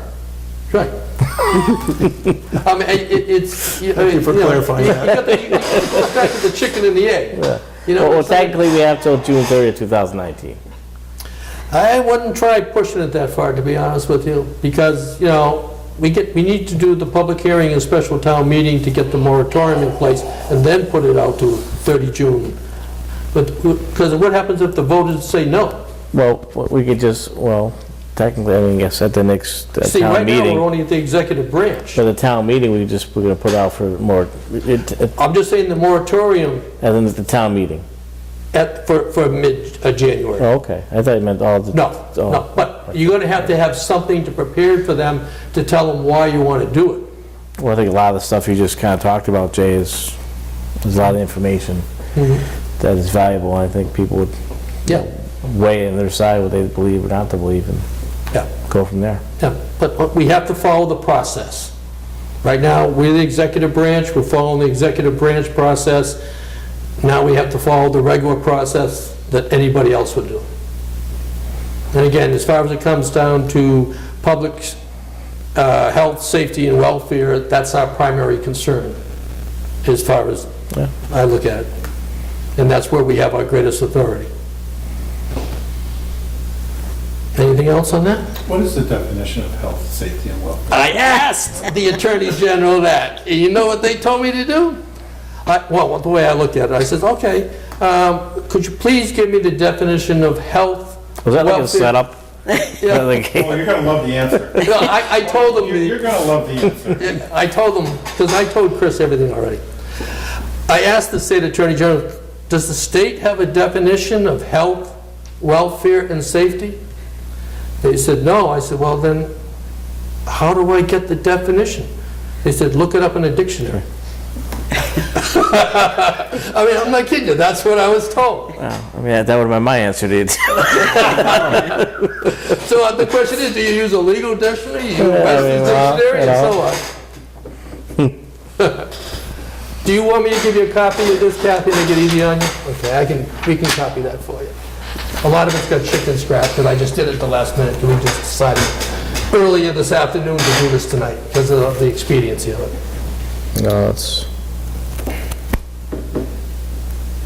But I'm very confident in Lil that we can work together if they have something with you and I being on the same board, because it could be a conflict of interest if it I'm comes to this fine, board I'm again. fine with Lil bringing it up at the Okay. next meeting, absolutely. Because that's one thing they did say, that if we're both at the planning board and then we have to come here and vote on it again as a select board, there could be a conflict of interest. So, Well, I mean, you're still a chairman of the Energy. Energy Committee. but that's I'm not gonna appointed change. by the select board. You have two elected positions. It goes back, like I just said, though. Yeah. You're voting on something that you're appointed to. Yeah, but you're in two elected offices. That's where I think the thing is. But that's up to you. No. What you do is your business. But I'm just saying, you made a point, is Yeah, you're elected by one board to Yep. vote on something by the board. Yeah, it's, yeah. And then that's why I'm waiting for a readout. Small town that government. creates a problem. Yeah, well, that's why they have it. I'm waiting for their answer. Well, no, I think, I'm fine with Lil, and she's, And she knows I'll help her Yeah. with anything as far as that. And she's also our You can kibitz. Pioneer Valley Planning Commission commissioner. she is, I'm well aware of that. Yes. I think. So, I mean, No, I think, I mean, Lily can bring that all up to the planning board, I think that'd be great. yeah. It would be nice if Jay is there for extra questions that, I haven't gotten through yet, but if he can't. We may have to ask you, and you have to take them back to Jay and then bring them back to us. But we will get it done for the townspeople. Yeah. That's our main objective. I think, like I said too, we'll be, Chris can contact the town council, I'm sure they're well versed on what is and what is Yeah. not, Yeah. I mean, we're not, I just don't want to create problems. I want to solve problems. so, Anything else on solar? no? Okay. I guess you relieve. And we'll go over to one of my other suspenses here, which Mr. Dave DeRocher and I are involved in. I wonder why Dave was still here. Oh, yeah. Are you coming up? No. If you're involved with him, we need to know what you're involved with. Okay, back in 2013, a comprehensive wastewater facilities plan was conducted in all of Granby. And it identified areas of concern, both in sewage and in well water and things like that. It has come up that things are not improving, particularly with climate change. Chris, Dave, and I will have our initial meeting for the Municipal Vulnerability Preparedness Plan, which we have a grant to do, to update this plan to see where we are. One of the values of the MVP program, whatever is identified as a vulnerability to our municipality is automatically approved for a grant under Mass Works. But that's a competitive grant. Be careful. So if somebody else has higher priorities than us, they would get it. So that's why we're going to be working to make sure we got good priorities when we do ours. And PVPC is working as a consultant with us on that. And all their time has been paid for by a grant that we got. So we don't have to pay it up from the taxpayers' money. So all this is be done on our time and on the grant money. And with Dave and I looking at this, besides the plan that we know we have problems with in the MVP plan, we've visited South Hadley and talked to people from Belchertown, Trailing, and it turns out that the MWRA, which is Massachusetts Water Research Authority, which is basically oversees all the water in the state of Massachusetts, which includes the Quabbin, they have a plan to replace all the pipes between Nash Hill Road and Ludlow in South Hadley. The reason is the current pipes have asbestos and the pipes are leaking. So we contacted the executive director of the MWRA, and they're going to be sending a team to Granby to look at what we have. They already know that we have issues. In addition to this plan, on Morgan Street and New Ludlow Road, as you know, water is being piped in for South Hadley for health reasons. It takes legislative authority to get that done from district to district. So within this plan here, we're also looking at legislative authority.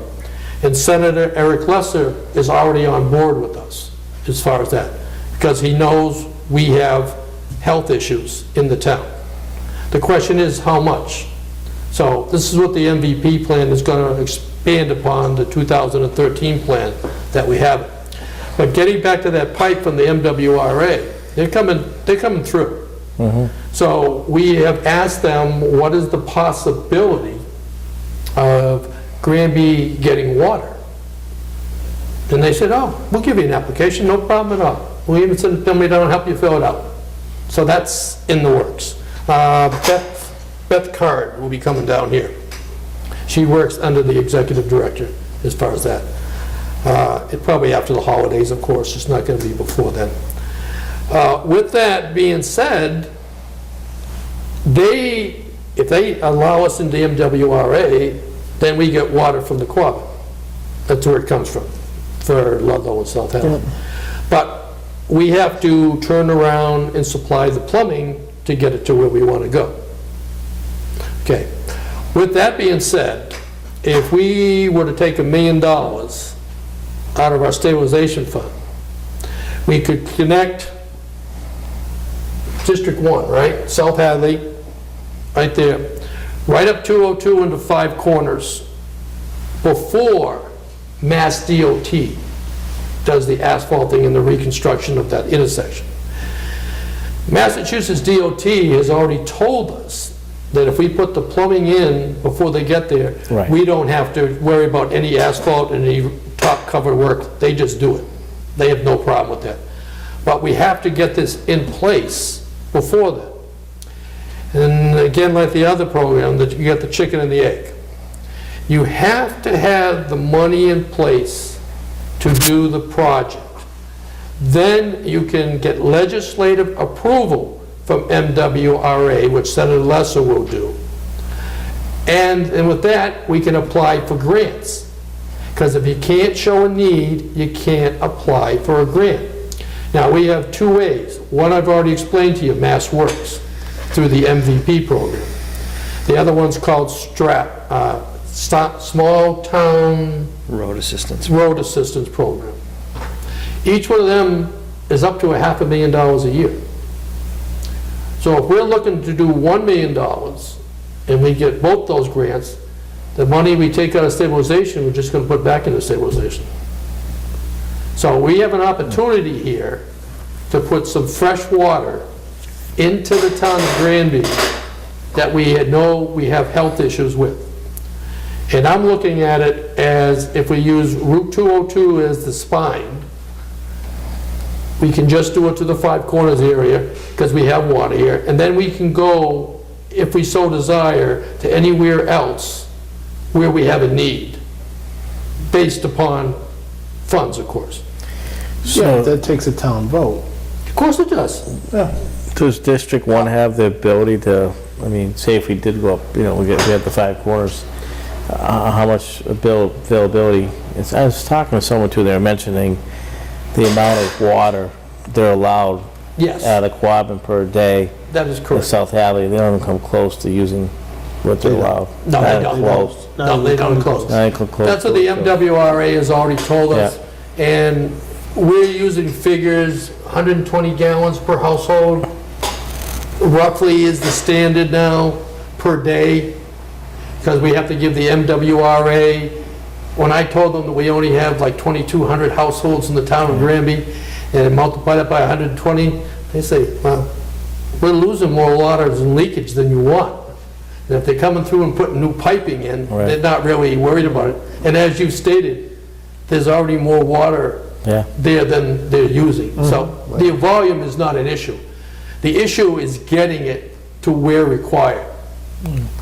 Now, getting it into 5 Corners before they do the intersection would be the priority, because then we don't have to pay anything for the paving. When do they do the intersection? It's slated for sometime in 2019. calendar year 2019. I think more like 2020. Yeah. You think it's 2020? 2020. What do you think? They're pretty slow to get. I know. It's 2020. And again, if you get. 2021, you're saying? Well, Dave and I back. went to a meeting with them, and they're talking fiscal year 2019 through 2022 to do the entire 202 from Belchertown to South Hadley or vice versa. And during that meeting, the discussion came up with costs, and they could do up to 16 miles of sidewalks. The town would be responsible to maintain all that. They said, well, you know, we don't have enough money, so maybe we have to push this project into segments and go out to 2025. Right, Dave? Yeah. So, you know, the main thing is right now is the intersection and Five Corners is in detailed design phase. If we don't get this into the detailed design phase, it's going to be very tough to break a detailed design and then get it reincorporated from a change order. That is what our task is to do right now. So it goes back to, I mean, what's our time frame to do something like I'm going to say 2019 because I'd rather get it done quicker than later and miss the boat. 2019, 3 weeks. No. Physical year. Oh, We got, well, fiscal year goes to June 30th. that's right. And all we'd have to do is show them that we have the funds. And then we can apply for the grants to replenish it. But if you don't, But when will construction start? whenever, right. that depends on the timeline of DOT. Because we'd have to have everything in place when they're ready to To come back start. and pave. That's correct. And we have, and like Dave has stated, we don't have a timeline from DOT yet. They say that 202 is going to be done from 2019 to 2022, and then they said, well, maybe Well, 2025. like you said, I think first things first is You're to right. get the town to approve it. To approve to it. vote on it and approve it, Yeah. and then go from there, because you can't apply for anything. Exactly, that's the whole secret. And once the people approve the project, then we're allowed to put it If for they the do. grants to replenish it.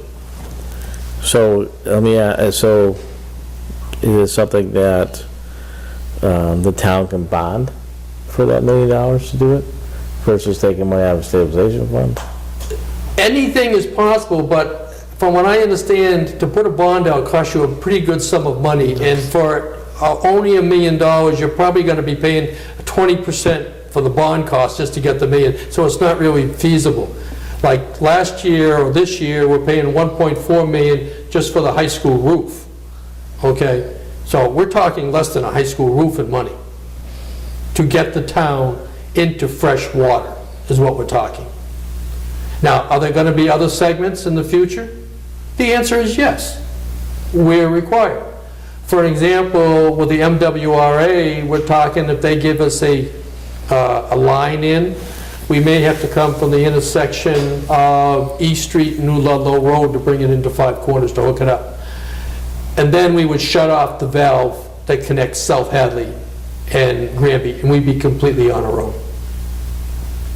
In the beginning, we'd have to work with South Hadley District 1, because the water's already coming down there, and coming down Morgan Street. And the MWRA is already saying that Morgan Street's a problem, because it's not looped. So there's water at the end of the pipe becomes stale. Yep. So they like our idea of coming down East Street into Pleasant Street, into Five Corners, and we can pick up Morgan. Well, if you loop it, yeah. Exactly. Then there's water flow. So that's another advantage the MWRA already likes about the plan. So the question is, does this board want to go forward with this as an article and present it to the voters? And basically, I look at it as it's our job to give them the truth and the options. Then they make their decisions. And if the wells start failing, like some are, what's to say if you drill a new well next to your old well, you're not going to be contaminated still? No, but I definitely want to bring it to the town people to hear it and consider it, absolutely. I mean, this is our opportunity to really get water into Yep. Granby, we've been trying to do for many years. Yeah, and in addition to that, because, Infrastructure. and in addition to that, because Five Corners is zoned general business, that would now improve our chances of an economic development grant as well. So we can get assistance in economic development to increase the town's revenue, to get the load off the residential taxpayers. I look at MassWorks. I look at MassWorks, Yep. because they haven't done anything in Granby, and they want to do something in every community in Massachusetts. Yep. Oh, there we are. And what's nice about the MVP program, if you go to the MassWorks document, on page 4, it tells you that if it's approved by the MVP program, it's automatically sanctioned and blessed by the MassWorks program.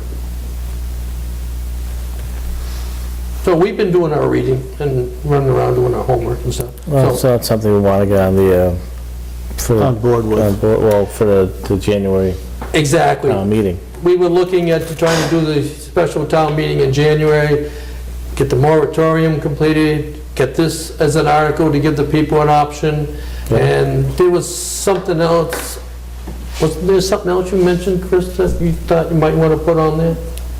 All those bylaws that we're going to go through next select board meeting? We were talking about that, I think, one day. Yeah.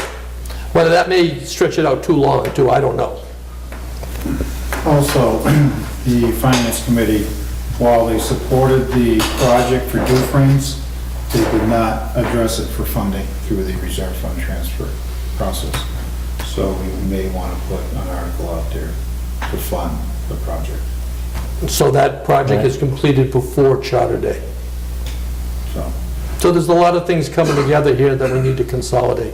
Save money, give the people their choices, because ultimately, as elected officials, we can only make recommendations. They make the ultimate decision.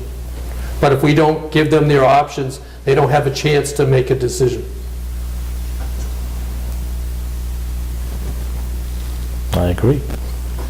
And just for the board's edification, I did have a conversation with a gentleman from Mass DOT today, talking about the sidewalks that they were planning on putting in from South Hadley Town Line to High Street on both sides of 202.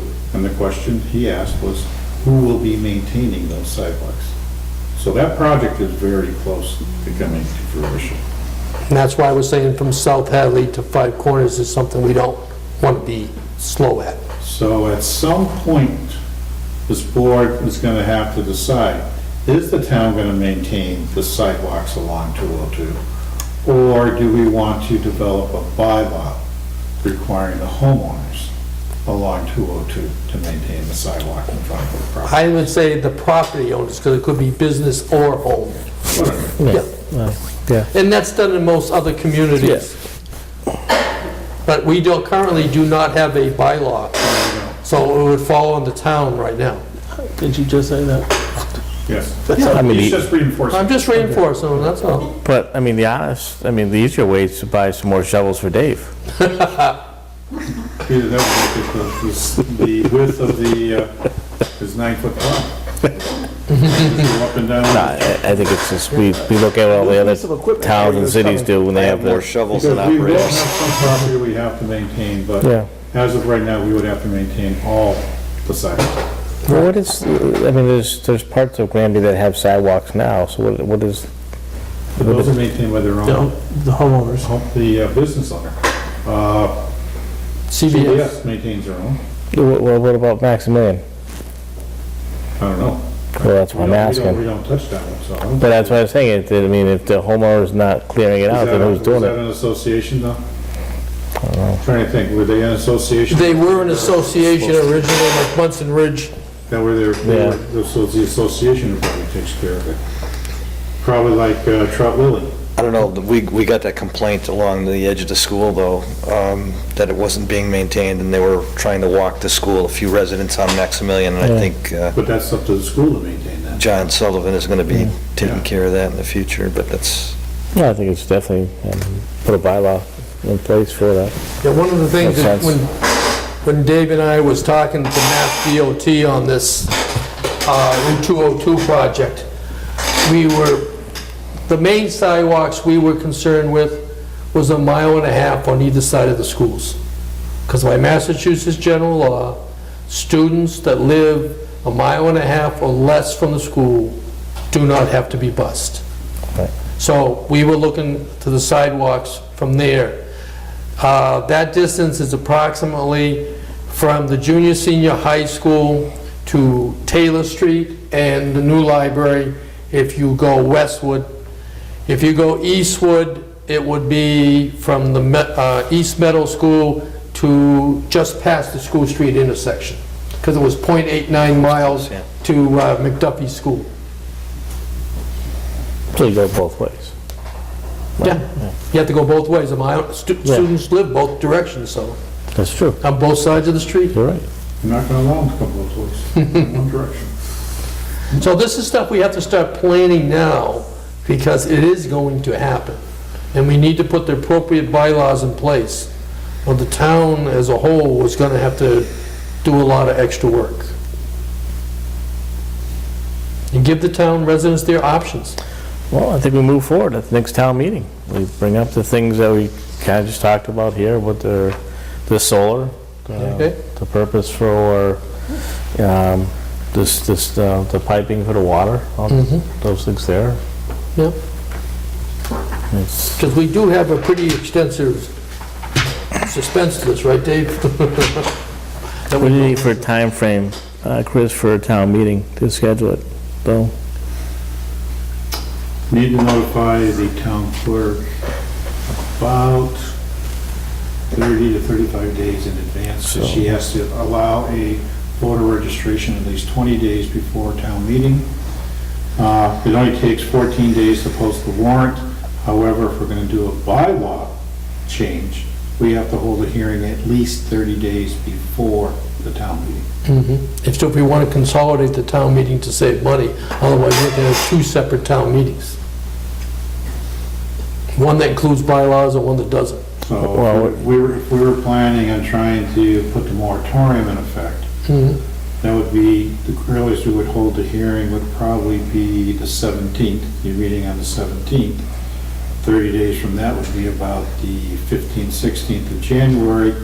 We probably have to do it the week after because probably of Columbus, or not, Martin Luther King's birthday. Right. Being a holiday. So, You're probably looking around the 20th, 21st of. so the moratorium, to finish that off, is a priority, but then we have to look at the other program as far as DOT is a priority. What I'm saying is, if we're looking to schedule a town meeting for January, we need to do it now. That's why we're talking about it. That's the earliest, I'm saying. That's the earliest. If you start working on all the dates and times and Yeah. all the other good stuff that goes along with it. That's why when Chris and I were talking today, And I don't see that. decided to bring it on up here to make you guys know where we are on these suspenses that we've been working on. Well, we can get the moratorium in place. I mean, we don't have to have all the bylaws No. changes ready by then. No. Put that there. Be careful now, just saying this, you gotta allow 90 days for the Attorney General for bylaws, so take your 30 June and back that up 3 months.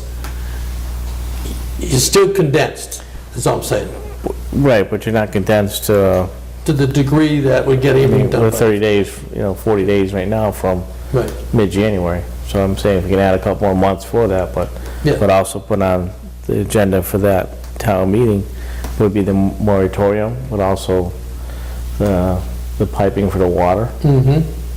because that has to get legislative passing, so Senator Eric Lesser says we need to do that as soon as we can get it done. When he goes back into session in January, he needs to pump that through. That's what I mean. So those are two priority things that we need to, Yes, Move the forward on. moratorium and the water are the two highest priorities. Then, once we get the moratorium in place, then it gives you some more time for the bylaws. right. Do we need any motions or anything, Chris, to do this, or? Oh, okay.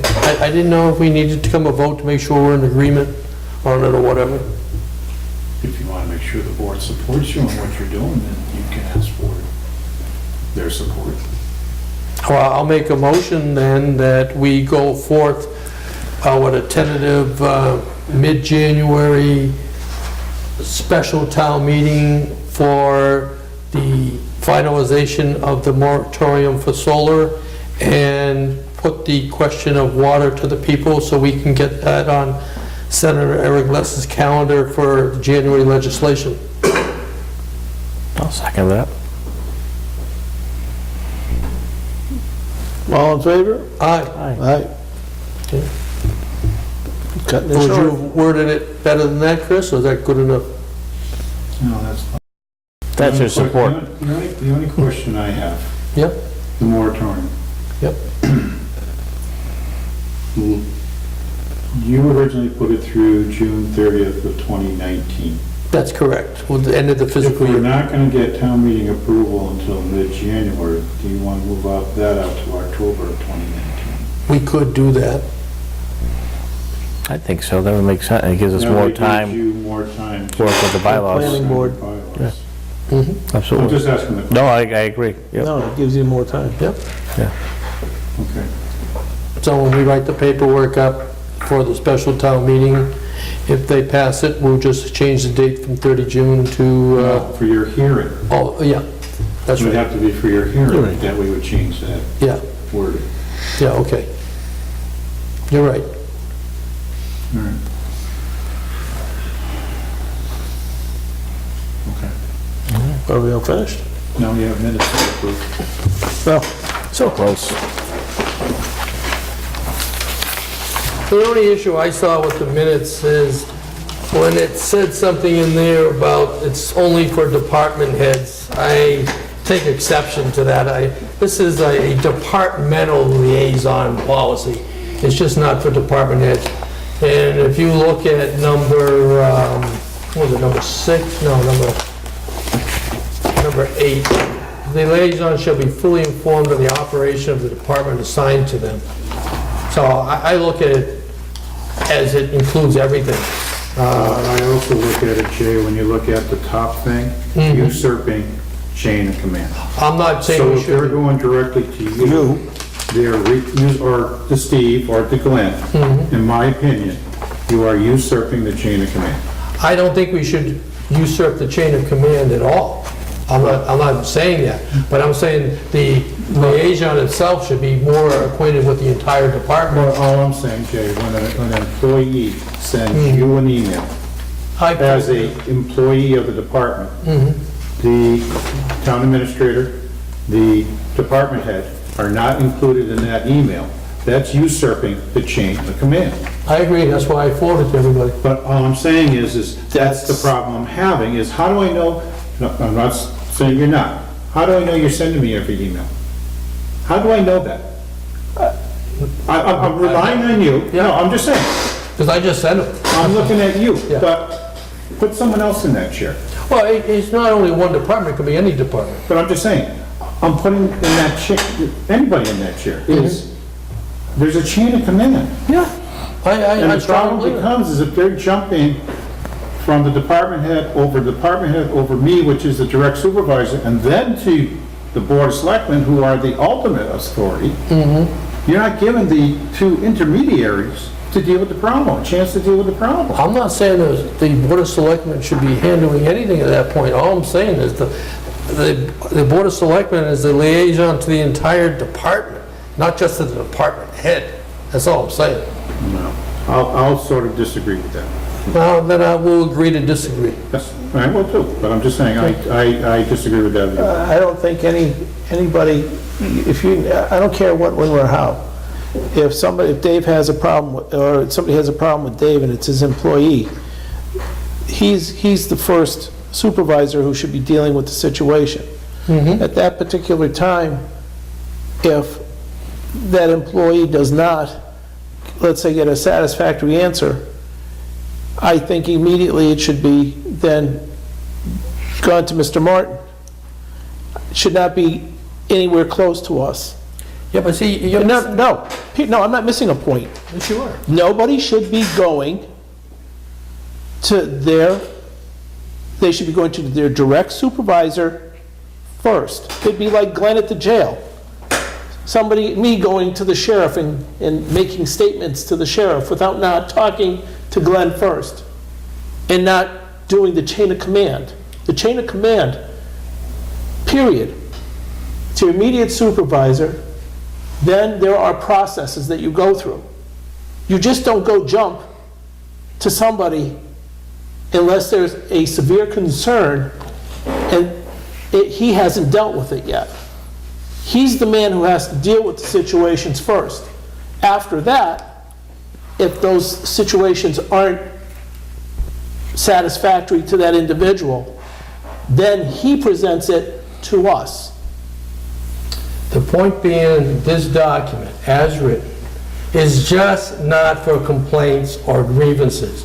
It's for when Mr. Martin is not even around and something happens and a decision has to be made, that the liaison will look at the problem and determine if he has to call a special select board meeting to make a decision in Mr. Martin's absence, and then we will explain to Mr. Martin when he's returned. That's not totally on that policy. Okay, about chain of now, command. if indeed Mr. Martin is absent, in his absence, that's a different story.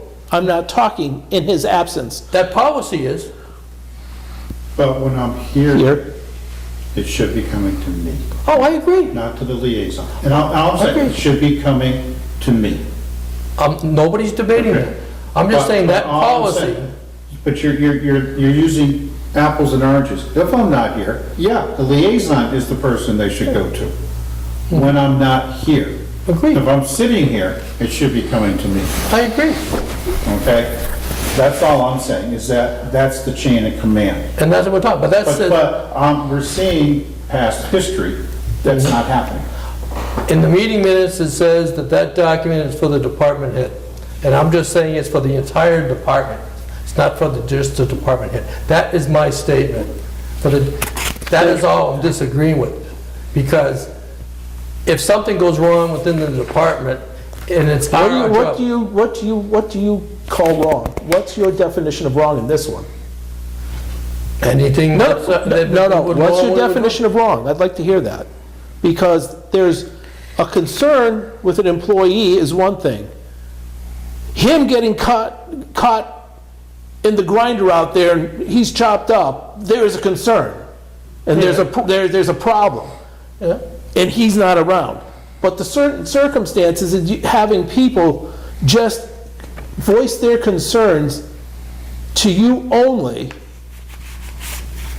is not appropriate. They're not going to the direct supervisor, whomever it is. You're stuck on the chain of command, and I'm saying that's a departmental procedure. It's just not. the Well, chain of command. obviously, We agree to disagree. in the Air Force or wherever armed forces you were, if you went over somebody's head, your head would be on a plate.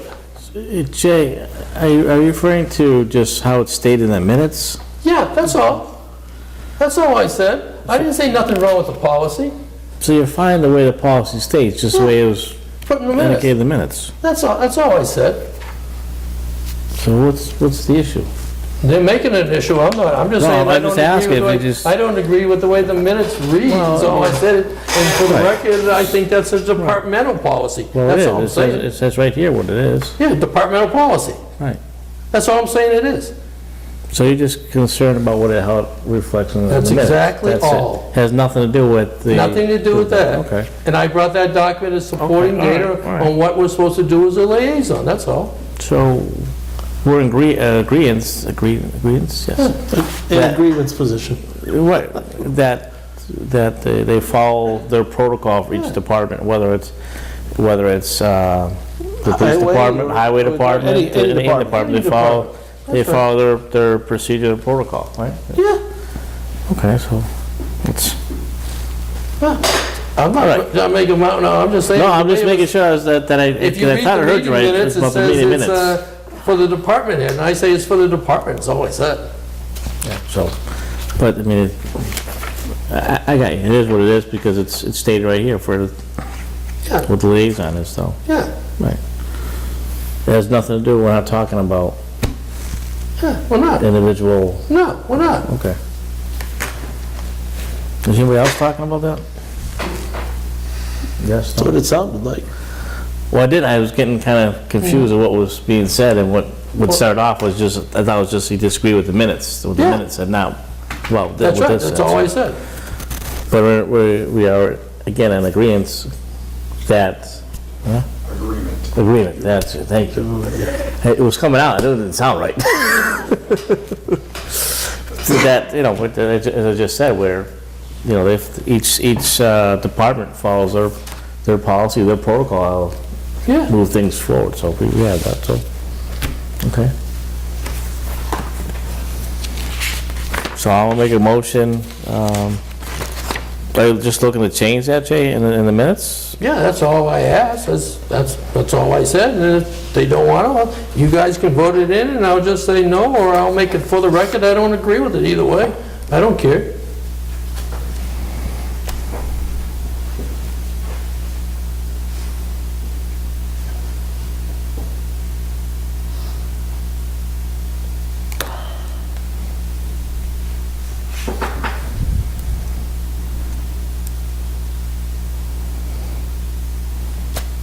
Where are you talking about, Jay? I don't see it. It's down towards the bottom third of the page. Want to give it to me, and I'll find it? Yeah, I just want to know exactly what you're talking about, that's all.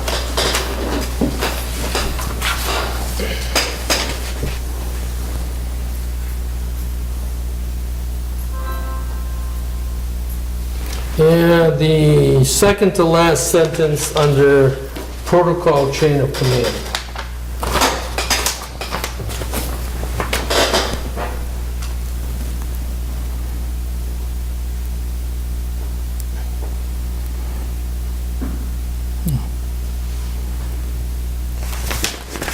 Is that what you said?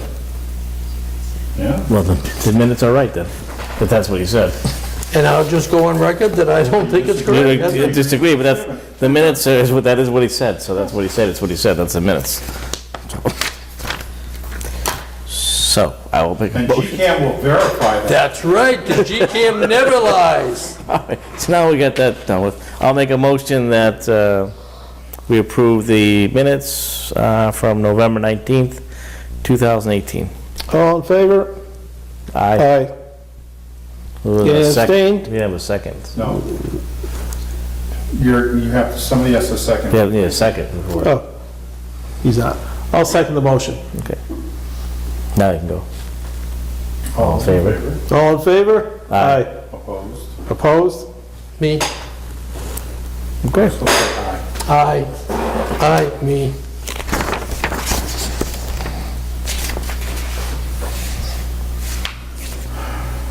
That's it for me. Anybody else have anything? I hope not. Anybody? It's been Anybody? a long day. The only thing is at Oh, the yes. next meeting, I've got the bylaw review committee coming in to review that large packet. Yeah, this By the next meeting. Got some reading. There is one more thing, Chris. We gotta remind everybody out there in GCAM land that 12 o'clock, Saturday, Immaculate Heart of Mary, the Eagle Scout Award, in case they wanna show up. I didn't know where it was. Yeah, it's Immaculate Heart of Mary. Okay. Right, Kathy? All right. I just wanted to get it out there in case somebody wants to come see You somebody. just did, Jay. Oh, that's why I said it. It was in the correspondence. I thought those, I don't know. Jay, who's presenting? I forget the individual's name, but No, who from the board is going to present? all three of us will. it doesn't make a difference to me. It's all three of us will We'll present it. be there, and, Yeah. I mean, Chris is, Steve is a chair. Steve is chair, he can present it as far as I'm concerned, it doesn't matter to me. I'm I'll just be there. going for the sake of congratulations to the individual, particularly since he lives on my street. I don't know if there's tea and cookies. And the tree lighting was a success last night. We had a nice crowd, in spite of the weather. Yes. I want you to know, though, that before they lit the tree, I went over there and, dried off that plug. He did, he dried it I off. know someone's gonna try to plug that thing in. Right after I was on my knees trying to get the thing to get power to it, it was all wet. Hey, just on another note, just about today, the luncheon that was here for the seniors. Nice job. I think that was great. I know a lot of the seniors enjoyed the meal. I just wanted, and did a nice job, Steve. Thank you, thank you. I know, I'm glad, I'm just pleased that it was a success. Yeah. And everybody had a good time. And I think maybe in the future, we can look at, as we were talking today, maybe somehow maybe we can extend it out to people who don't have the ability to get here. Like Meals on Wheels? Meals on Wheels and stuff like that would be nice, because we saw a lot of stuff being taken home, so I think if we can maybe extend it out a little bit. to people. Distribute Yeah. it more evenly out where we were talking about. That's a very good idea. Bring that forward to Chloe. All right. Well, if that's it, I shall make a motion that we adjourn. And I will second Glenn's motion as usual. All in favor? Aye.